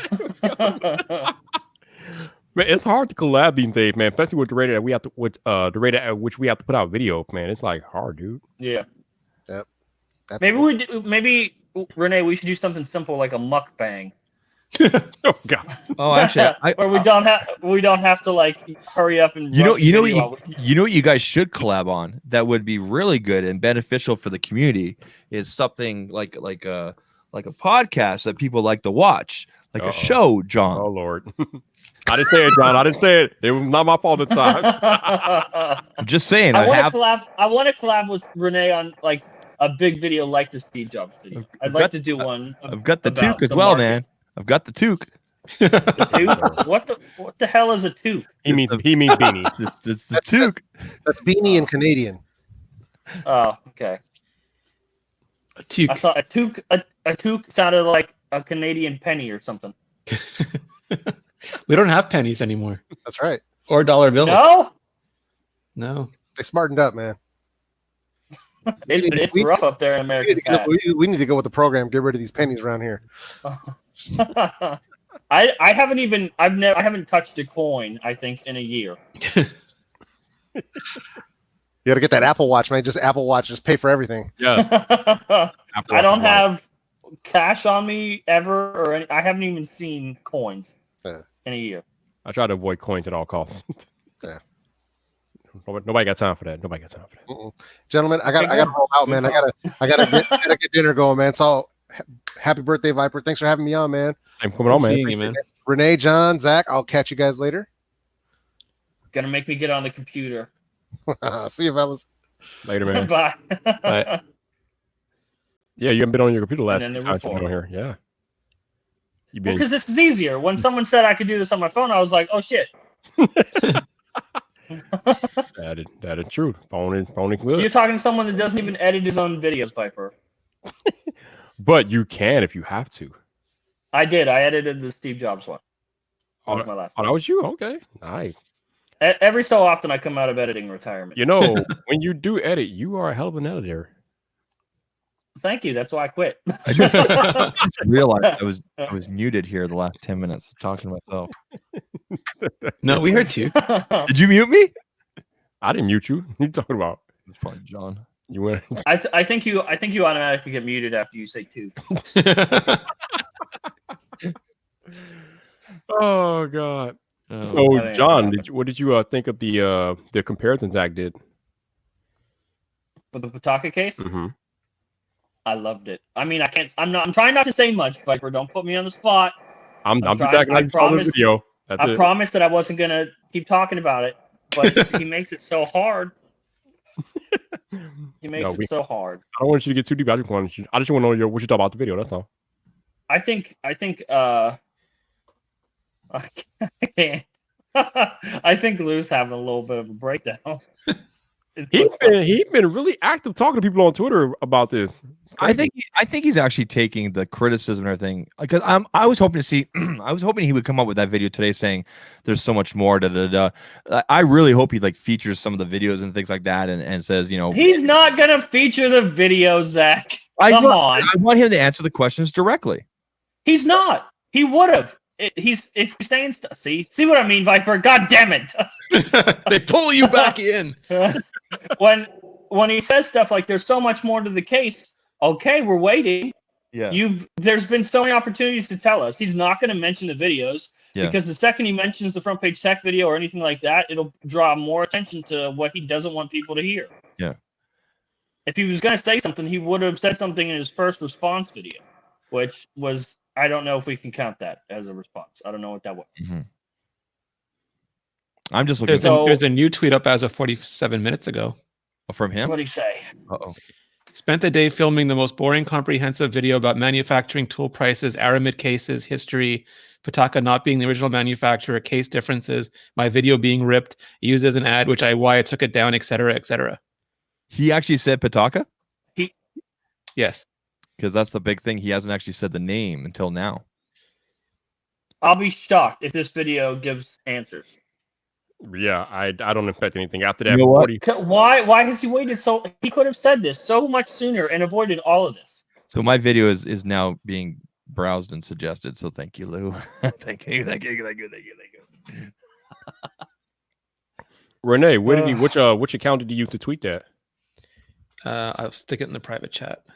There you go. The Lou later one, the one that's named after a Halloween candy. Is it actually a candy? No, but it sounds like one. That was a joke that we cut from FPT, and so I included it here instead. So seriously, I don't want to put you on the spot, John, but do you have any plans for getting this thing going again, or even Creator Mindset? I know you've been more Recycle Bin than Creator Mindset. We want to bring Recycle Bin back as like a video podcast with a set. Okay. With the call-in thing still? Yeah. Okay. Okay. And what about Creator Mindset? That's less of a priority. Okay. Because I've never monetized that show, and anytime I make it, I never want to monetize it. Gotcha. Okay. Cool. Cool. Did Renee? You said you put that link in the chat. It's the private chat. Oh, okay. John, I need some feedback as well. So you said you enjoyed the video and everything like that. That's awesome. I appreciate that kind of feedback. What did you see any of the things I did from Mexico when I was like interviewing people? Yeah. Did you enjoy that kind of stuff? Did you think that was different or outside the norm for our niche or anything like that? Like, what's your take on that? I'd like to see more of it because that's one thing that's missing from. I mean, how many times have you heard me say on Front Page Tech that the market doesn't work the way the subscribers think it works? Mm-hmm. Okay. So I think that's why it's important to hear more from. Yeah, I'm gonna do more people. I don't know what you want to call it. I guess more like man. I don't know what to call it. Man on the street type stuff. I guess. Mm-hmm. So okay, cool. Thank you. 1-to-1. Hey, do you get release forms for that stuff? No, I just get the people on video saying, "Is it cool if I record you? Can you state your first name?" Okay. As long as no, because I did some research on that, and you can do a form, or you can just ask the person on video, "Hey, can I record you doing this?" And they just say yes or no, and then away you go, right? And then you have the video. I know. Like for the last video, you did like people in the barbershop, the people that you know. But if you're gonna do like strangers, then yeah. Yeah, no, and that's what I did in Mexico too. So obviously you don't see that. So when I pull in these guys, like those guys that I found at the pool asking about their stuff, they were random guys. Although I did get pretty drunk with Alejandro the night before. It was a lot of fun. That's why his phone's broken. Sorry, Alejandro. But yeah, I broke his phone. But he threw my phone in the water. My phone survived. But no, I just asked all these people, like, is it okay if I record you? And they said yes or no. And then we just went ahead and did it. Right. So gotcha. And I was literally just holding the iPhone. I had no tripod, no stabilization, nothing, no external mic, literally just the iPhone. And it came out beautiful. It was a selfie cam. It was beautiful. So yeah. Real quick, I'm gonna hop onto the computer with a real mic because I can't hold this thing. Yes, cool. Too heavy now. Do it. I like that we can see a different angle of John's house. Oh, Lord. Goodbye. Bye, John. See you in 30 seconds. So Rene, you just did a video about the whole Apple China situation. You got any other big video planned for the rest of 2019, or are you on autopilot until 2020? No, I mean, like I was dumb, and every year I forget to cancel sponsors during the holidays, so I have to make videos. Oh. Yeah, so I have a few. I think the next one is the Apple Watch 3 months later. I have a list somewhere, and then if I might do, you can tell me what you think about this, because Business Insider keeps putting up like these terabad videos about Apple that are they make no sense, and they have marketing experts who don't know what they're talking about. Like they did the Lightning port one, and then they did now they just did one on how Apple like tricks people into spending more money at Apple stores. And like there are ways that you get people to spend more money, but these are not them. I forget what it was, but it's just like they make these, and I like going through those and just doing logical analysis of them. So I might do that tomorrow. Cool. Like, why is Apple so expensive is the last one I did. I'm like, no, none of these reasons are true. But my issue is the outrage on Twitter when Apple comes out with a new product and it's like, oh my God, it's just too expensive. You don't need to be spending that much money. Nobody is forcing you to spend money on an Apple product. If you don't want it, you don't buy it. And did you see Dilger's tweet from a few minutes ago? I didn't know. There's a big CBS thing about how most Americans can't afford a Mac Pro, and Dilger's like, there are Dells that cost twice what the Mac Pro costs. Where's your article about those? Yeah, I think actually Brandon from Listen to That Today put out a tweet about a HP costing like $100,000, and nobody talks about that. But as I said before, it's all about Apple being the market leader in things, or the big figurehead, so people find them to be an easy target, and that's why they always go after Apple. But again, if it's too expensive, if it's not for you, then don't buy it. Why is there always a big brouhaha about everything that Apple is doing? Like, dude. So years ago, you'll make fun of me, but years ago, I used to write for actual magazines like Inside Kung Fu and Karate Illustrated and all those magazines. And the company would just say, if we could put Bruce Lee on a cover, we'll sell 10 times as many magazines. So we used to talk about the Bruce Lee cover. And Apple is the Bruce Lee cover of tech. Yep. If they can figure out a way to put Apple in the headline, they will get 10 times as much, click through. That I believe. Yep.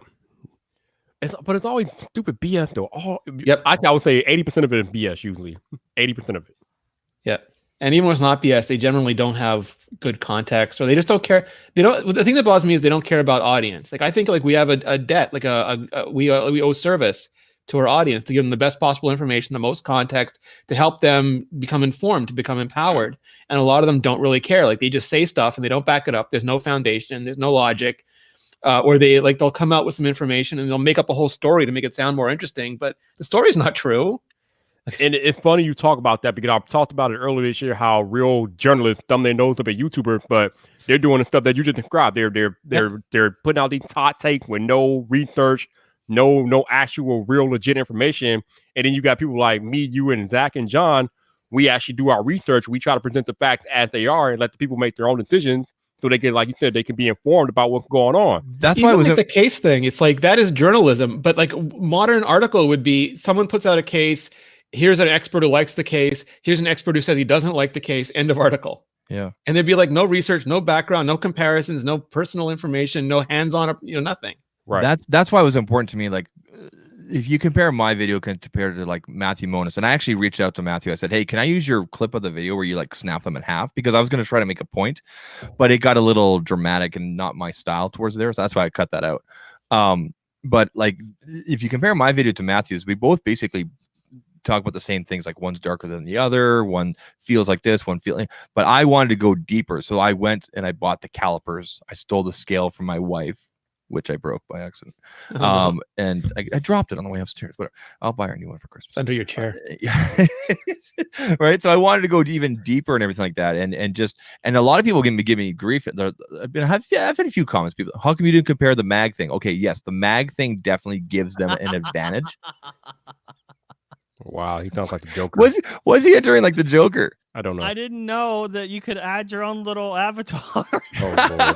That's great. Wow. So that's why it was important for me to go a little bit deeper with the calipers, with the weight and everything like that, because I wanted to compare 1-to-1. Now, my follow-up video will be interviewing people. That's the one coming out hopefully tomorrow or the day after, and then the video after that will be why you should get a Pitaka over a later case. That's literally the title going to be.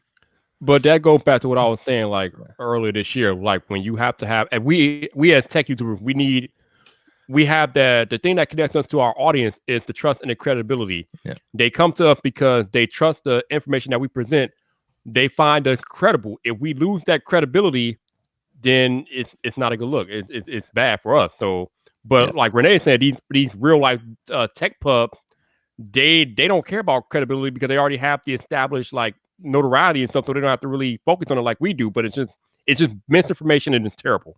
Here's the thing: when you have Rene Ritchie mention you in one of his iMore articles, I seriously, man. Like I'm not trying to put you on a pedestal here, man. But like now, I'm Canadian. I cannot take this.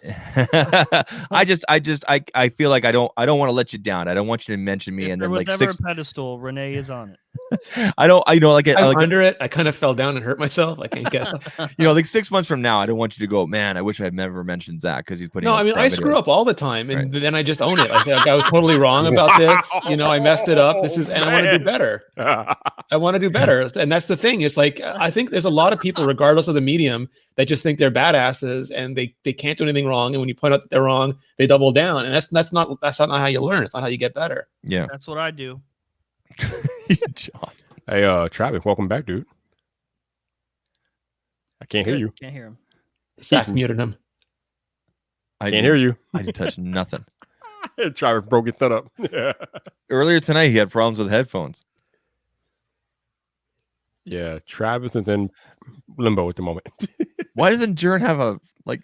Yeah, wait, is your camera not working, John? What's going on, man? I don't even have a camera set up. Right. Listen, all right, I'm How here. You're front page tag. How do you not have a camera working? I'm not front page webcam. Okay, not front page stream. I'm screenshotting this picture of you. This is brilliant. All right, so I think it was for a thumbnail that we didn't use. I don't know. Maybe that is his camera, and he's just very good at staying still. Yeah. Over here. So my question is, what happened to the camera that you used in the past, though? It's not even hooked up. Oh, okay. There's Travis. Yeah. Hi, Travis. Yeah. I moved a bunch of my stuff and just was like, I was presented with one more wire to plug in and I was like, nah. Travis, your podcast open making fun of you, dude. Bruh. Terrible. Well, who did? Greg? Greg, yeah. The only other podcast host you have. I didn't hear what I thought he said something who listened to the podcast was making fun of me. And then I'm like, oh, wait. Maybe. No, I said your podcast host was making fun of you, dude. What else do we do, man? We do that. That's how we work. You guys have a really good show. I really enjoy listening to Gadget Cast. Like I can't miss an episode. I appreciate that. And it sounds good, and I can tell you guys have done some research and everything. Unlike when when Jason and I get on, we're just like, what do you want to talk about? Well, what's going on in the news? I don't know.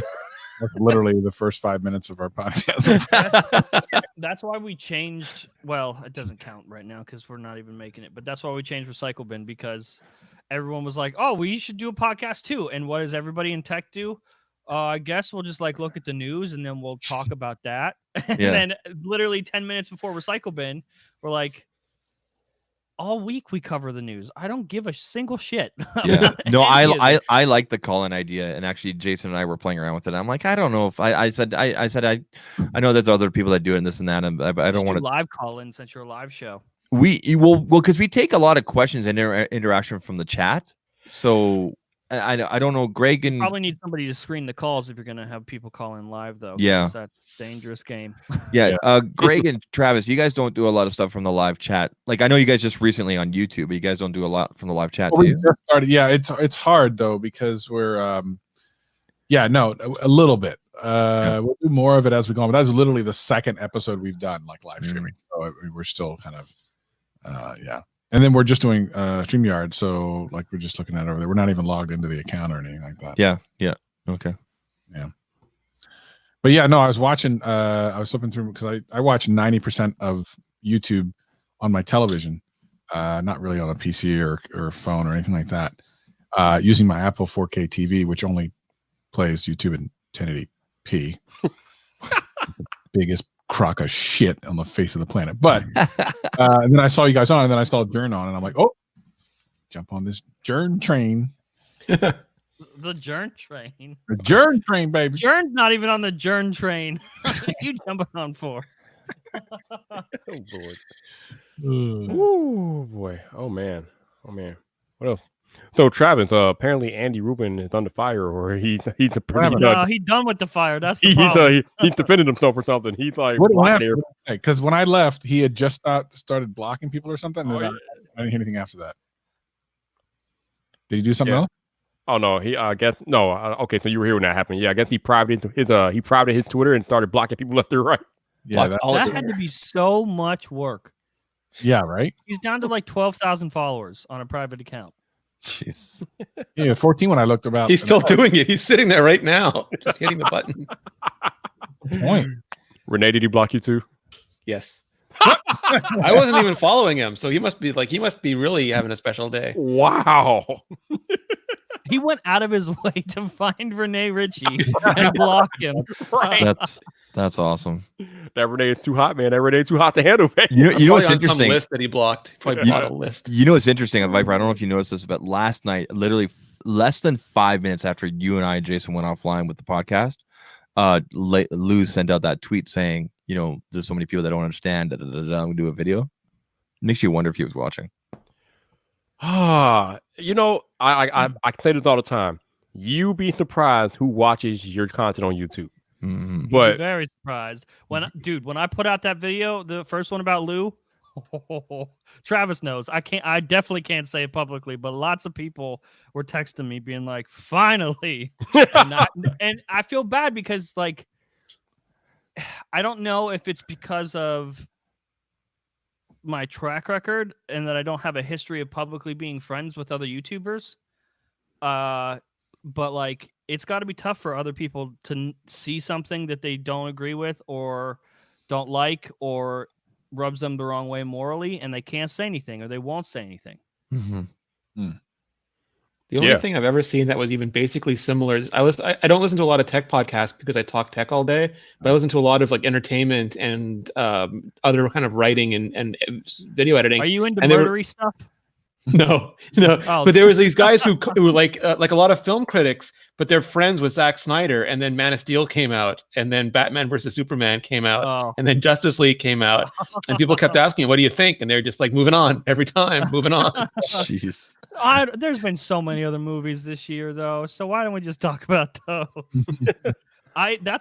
Since we're in the tech stuff, literally every day of the week, it's like.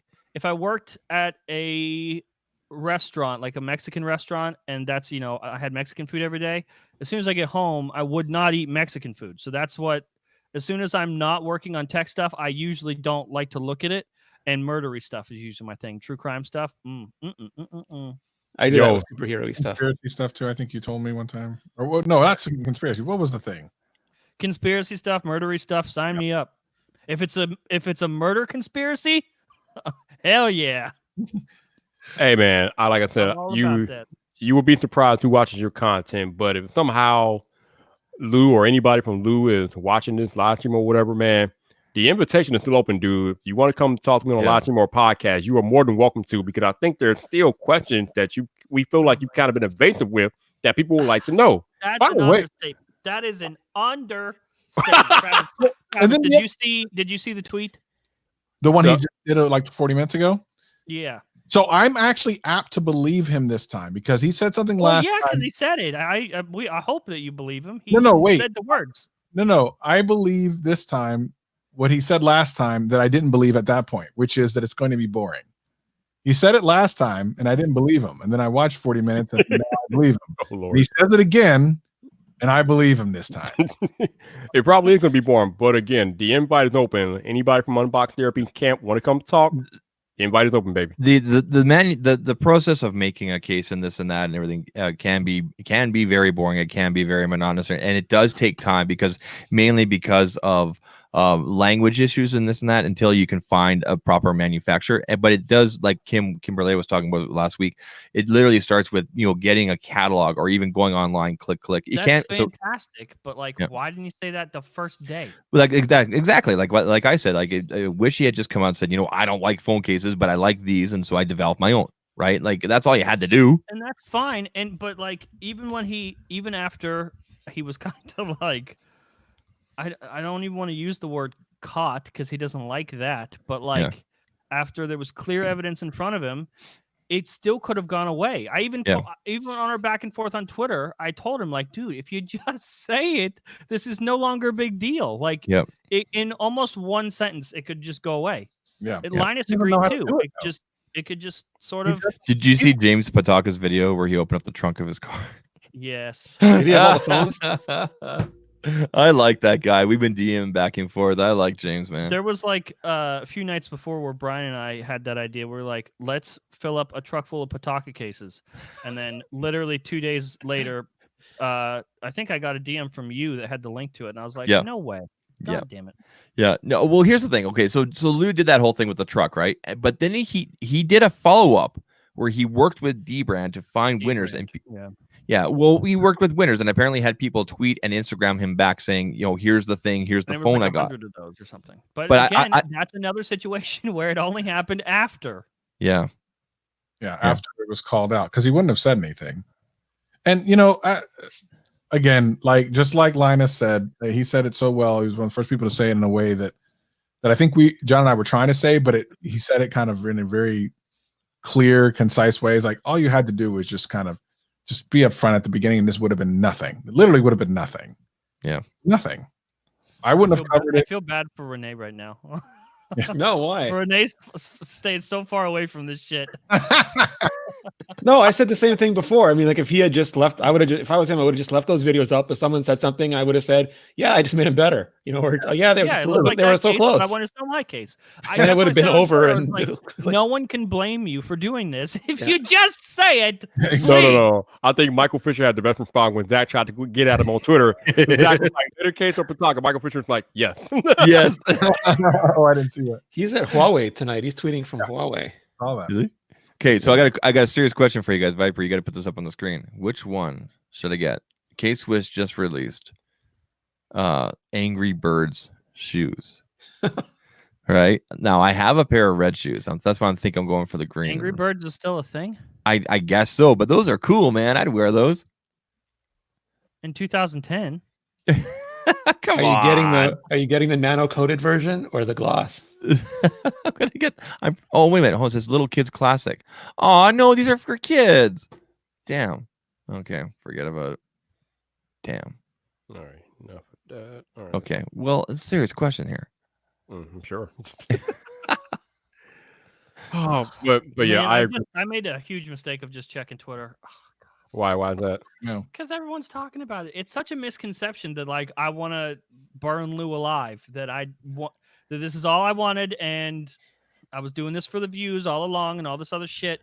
our follow-up video didn't even mention his name. Yeah. And there was no Lou in the title, no thumbnail, just for the people that were paying attention, which I really appreciate Linus for paying attention, even though we weren't milking this. And since that video, I haven't said anything about it. Yep. And I think people, I don't know, maybe it was my attitude in the video or what, but like, all we want is answers. We're not like, we presented the questions, and I'm not looking for Lou's career to be over. No, John, it's hero worship. That's all it is. You went after their hero, and now they're mad. That's all it is. The same thing. No, people are using me as like, we got him, and like people are still tweeting like they called it. I just read one thread that was in with Rene where some guy called it justice that I went after Lou. No. People, what the hell? Oh, they think you're that Batman. Yeah. That's funny. It's just Lou's just made a very simple mistake and owned himself. I didn't do it. Travis didn't do it. I didn't do it. Yeah, it's so funny because like we've been saying all along, if he hadn't deleted the videos off his channel or issued the copyright strike to Pataka, this wouldn't even be an issue. Yeah, that's the biggest thing, right? The copyright thing, especially after a video that's been up for 2 years. Like, would not be an issue at all. Man, we talked about optics a few weeks ago, man. That's bad optics. I don't know. Like, I'm probably dating myself here, but there was this great episode of The West Wing where they're talking to one of the. It was when Bartlett lied about his health. And Bartlett lied about his health, and the person goes, "What is wrong? Are you kidding me? He didn't make any mistakes. That is exactly what you do when you are trying to commit a crime."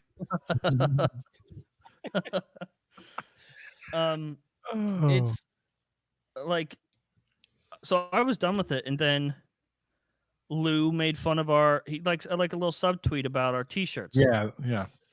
And then played it off like it had nothing to do with me. Like I was coming after him again. It's something about 17 people, right? 17 people. Well, he tweeted and said t-shirts are made of cotton because we had promoted our merch.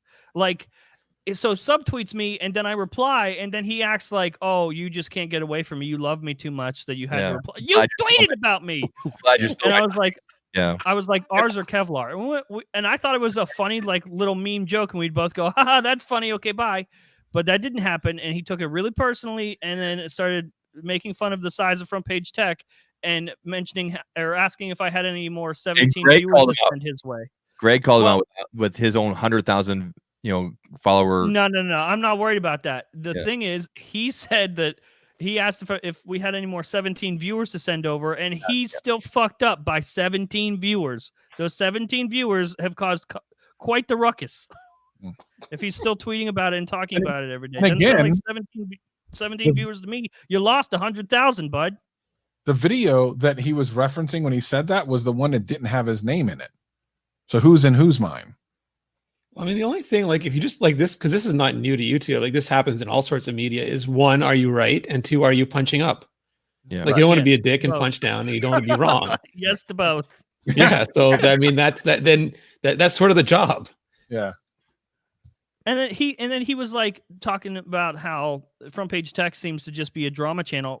First of all, What? Second, and then I mentioned like, no, we cover the news, and you were the news. And by the way, all the topics that we covered on the news show where there was research done was all right. It was all correct, and you've been able to deny zero of it. So I hope tomorrow you come out with it. I want him to stop talking about it, and it just goes away for everybody. But the fact that he's going to talk about it means that if he doesn't deliver tomorrow, this shit continues. Yeah, and that sucks. That's dumb. I just don't want an apology video. I can't take any more of those on YouTube. Oh my God, I don't. I think at this point he might be under the impression that any media, any publicity, good publicity at this point. So he wants to keep it. Can't. You notice that he can't tweet anything. He can't post a video without this being the sole thing of it, and it's because he tried to ignore it because it was only 17 people he's got to worry about. But he's made. This is going to be his second video addressing it. Which I'm still and the third one where he's sort of referenced it, he made that Lou Later clip about how the YouTube purge happened, and that's why he lost 100,000 subscribers. No. Everything is so convenient. It's like so conveniently placed for Lou to go, no. The purge. God. The purge. So YouTube changed their harassment policy today. I don't think that has anything to do with Lou Later or Lou Unbox losing 100,000 people.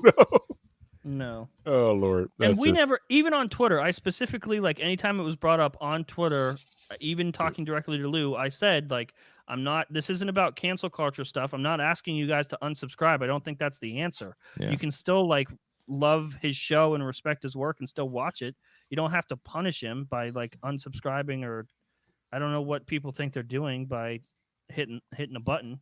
They're probably going to continue watching anyway, so basically it doesn't matter.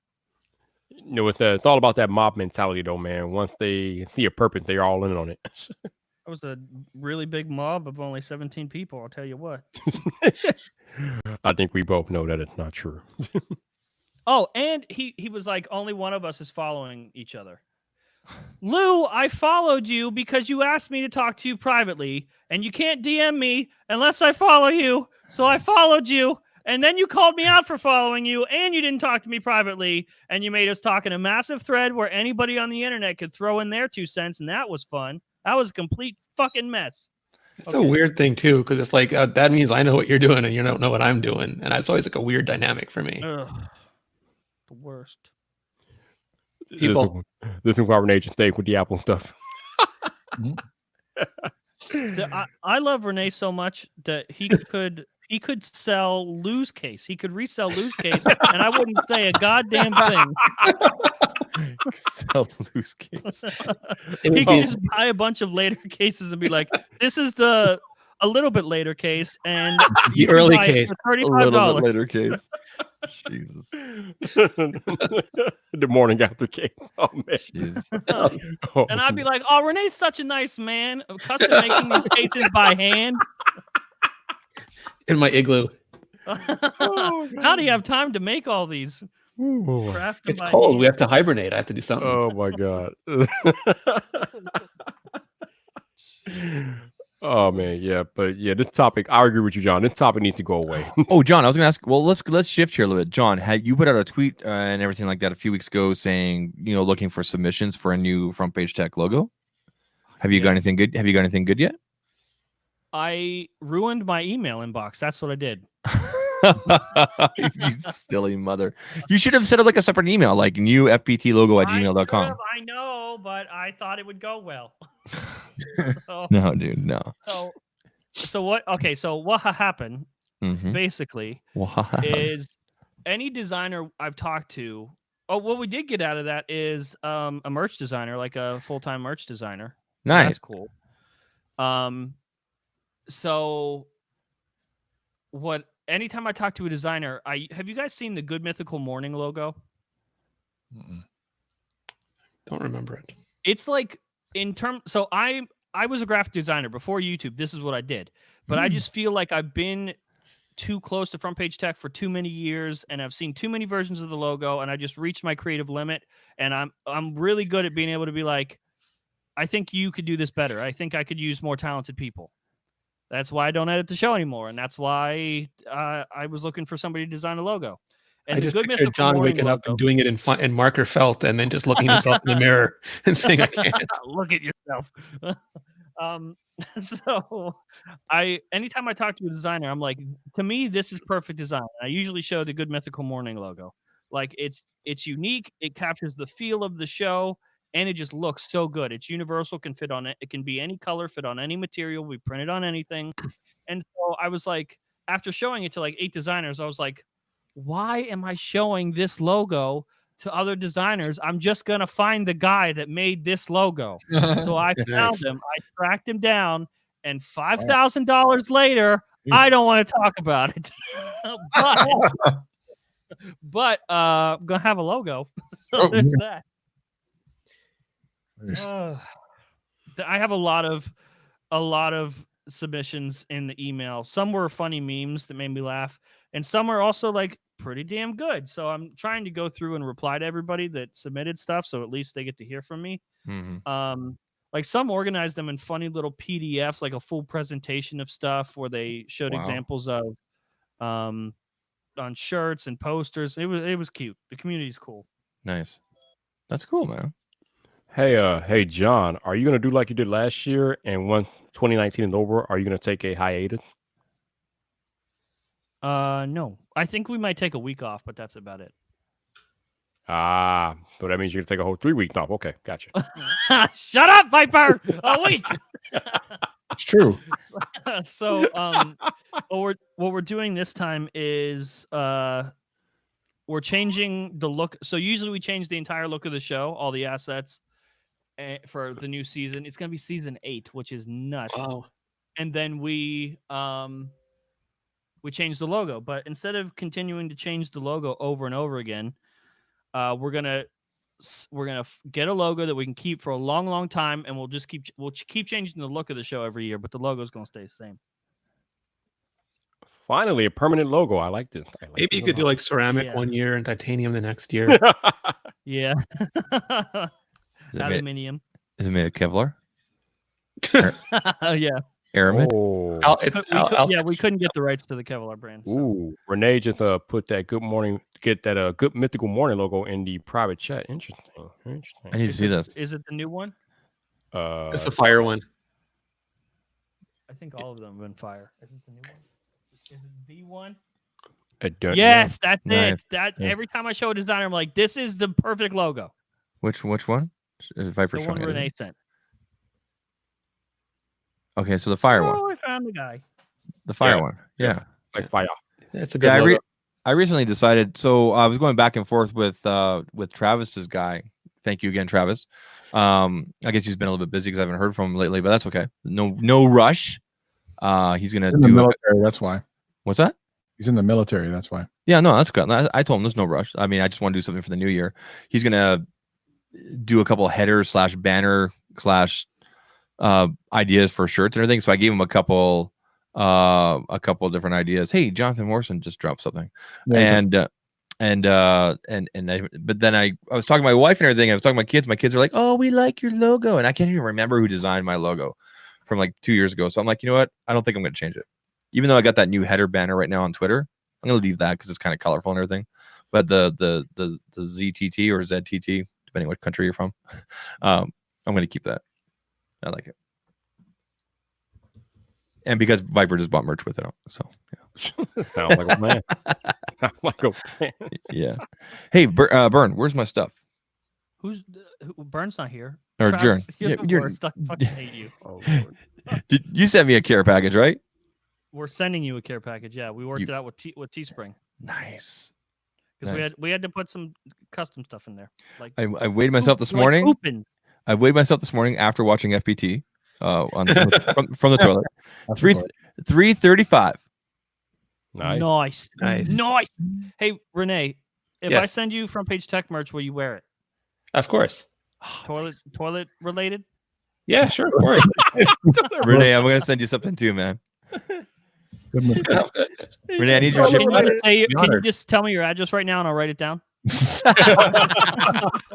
I probably accidentally put it in several YouTube videos by now. It's not my forte. If you get a second, Rene, just DM me or put it in private here your shipping address. I'll send you a Zach Talks something rather, and your size, your t-shirt size, or your hoodie, because it is colder right now in the Canada. Yeah.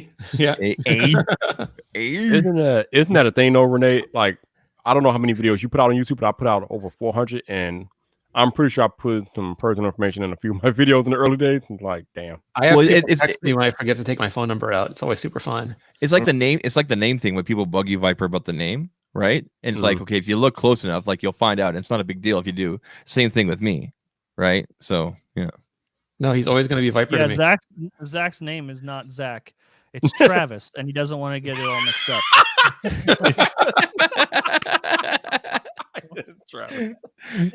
Travis is like, huh? What?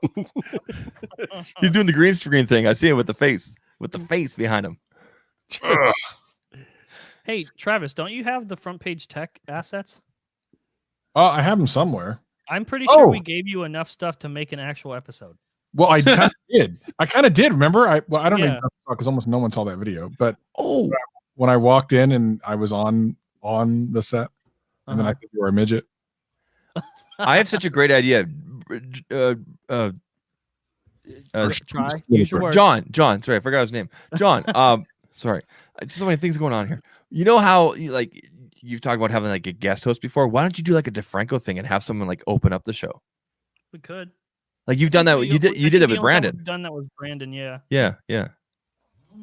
Could be fun, right? I think it. Telling you. Okay, I got to film a couple ads for the next 2 weeks. The next 2 weeks, huh? Yeah, I film all the ads in bulk, and then they get put in the episodes. Ah. Yes. Why do you not operate at normal human hours? I know, right? That's what I was saying earlier. I do sometimes. I'm like He's John, literally wearing a Batman shirt, and you're asking him that. I do my best work I'm after. more creative at night. I do my best work after 10 o'clock. Yeah, It is. You also have to keep in mind that I work like a half hour a day. So I wait until like, where it's like you had enough caffeine and it finally hits you, or there's this right moment where you're like, go, go, go. I'm creative and funny now. I can do that because it only takes me like a half hour out of the day. I film and I just I send the footage off and I go back to eating pizza or whatever I do. Whatever. It's funny because Dieter Bohn's the one who gave me my job originally, and my first conversation with him is it's one company with one phone on one carrier. There's not going to be anything to talk about, every day. And like 10 years later, the goddamn company won't stop. But it just like you pick 1:30 a.m. to do your work. Like what? Yeah. Listen, you got to remember, I don't have a job.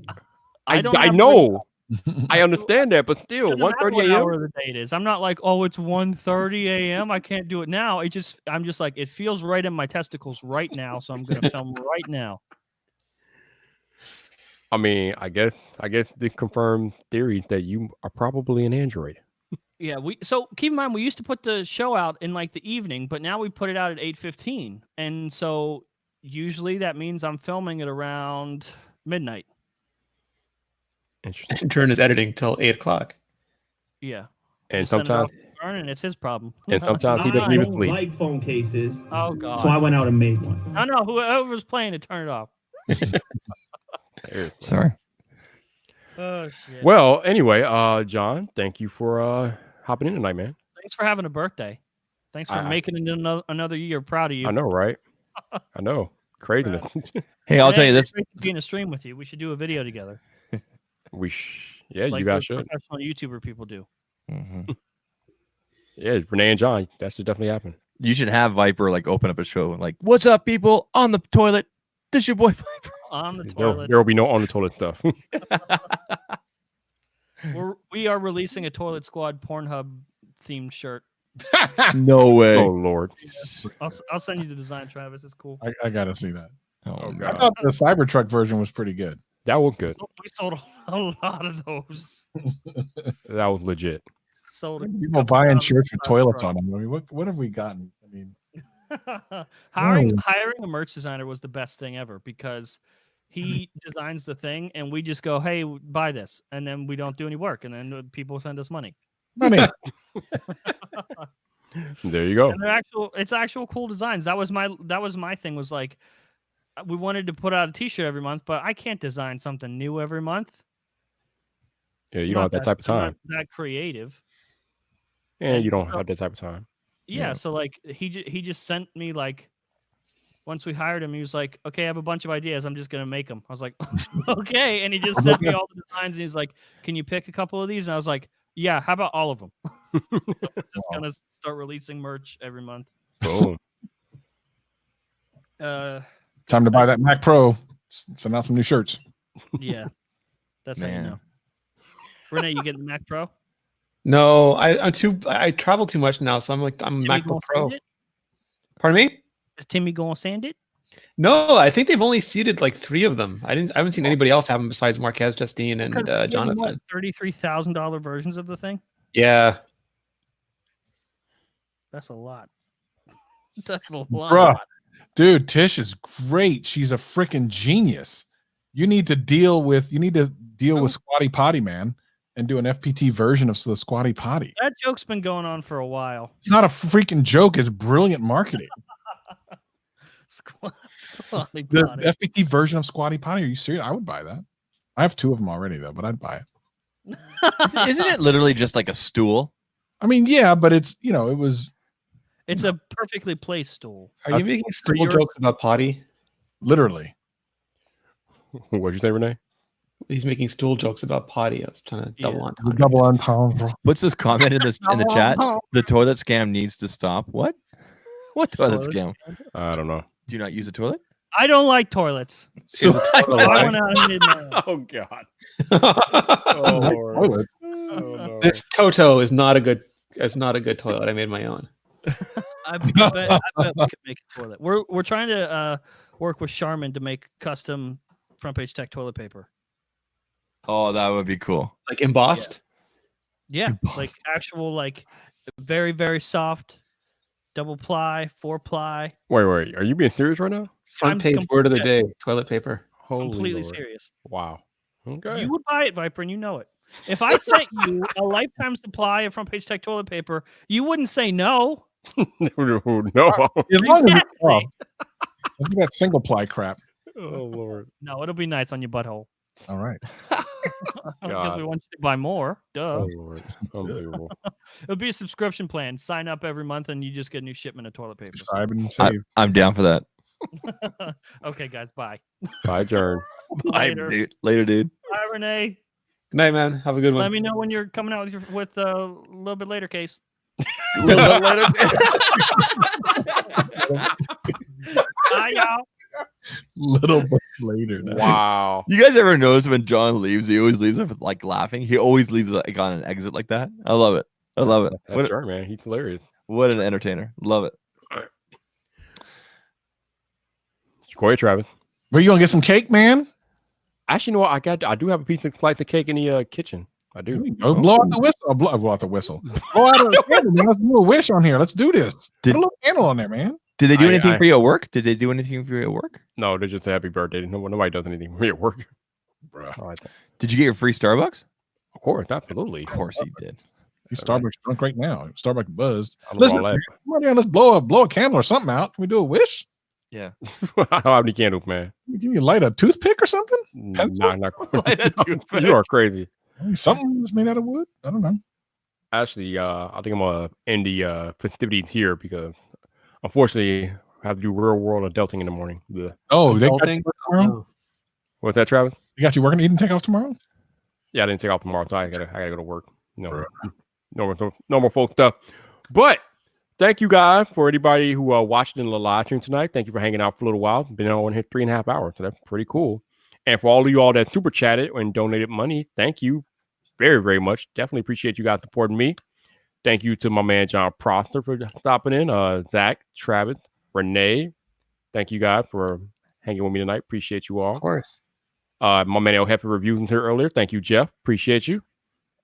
And other than that, I think we're gonna get up out of here. Happy birthday, man. Happy birthday.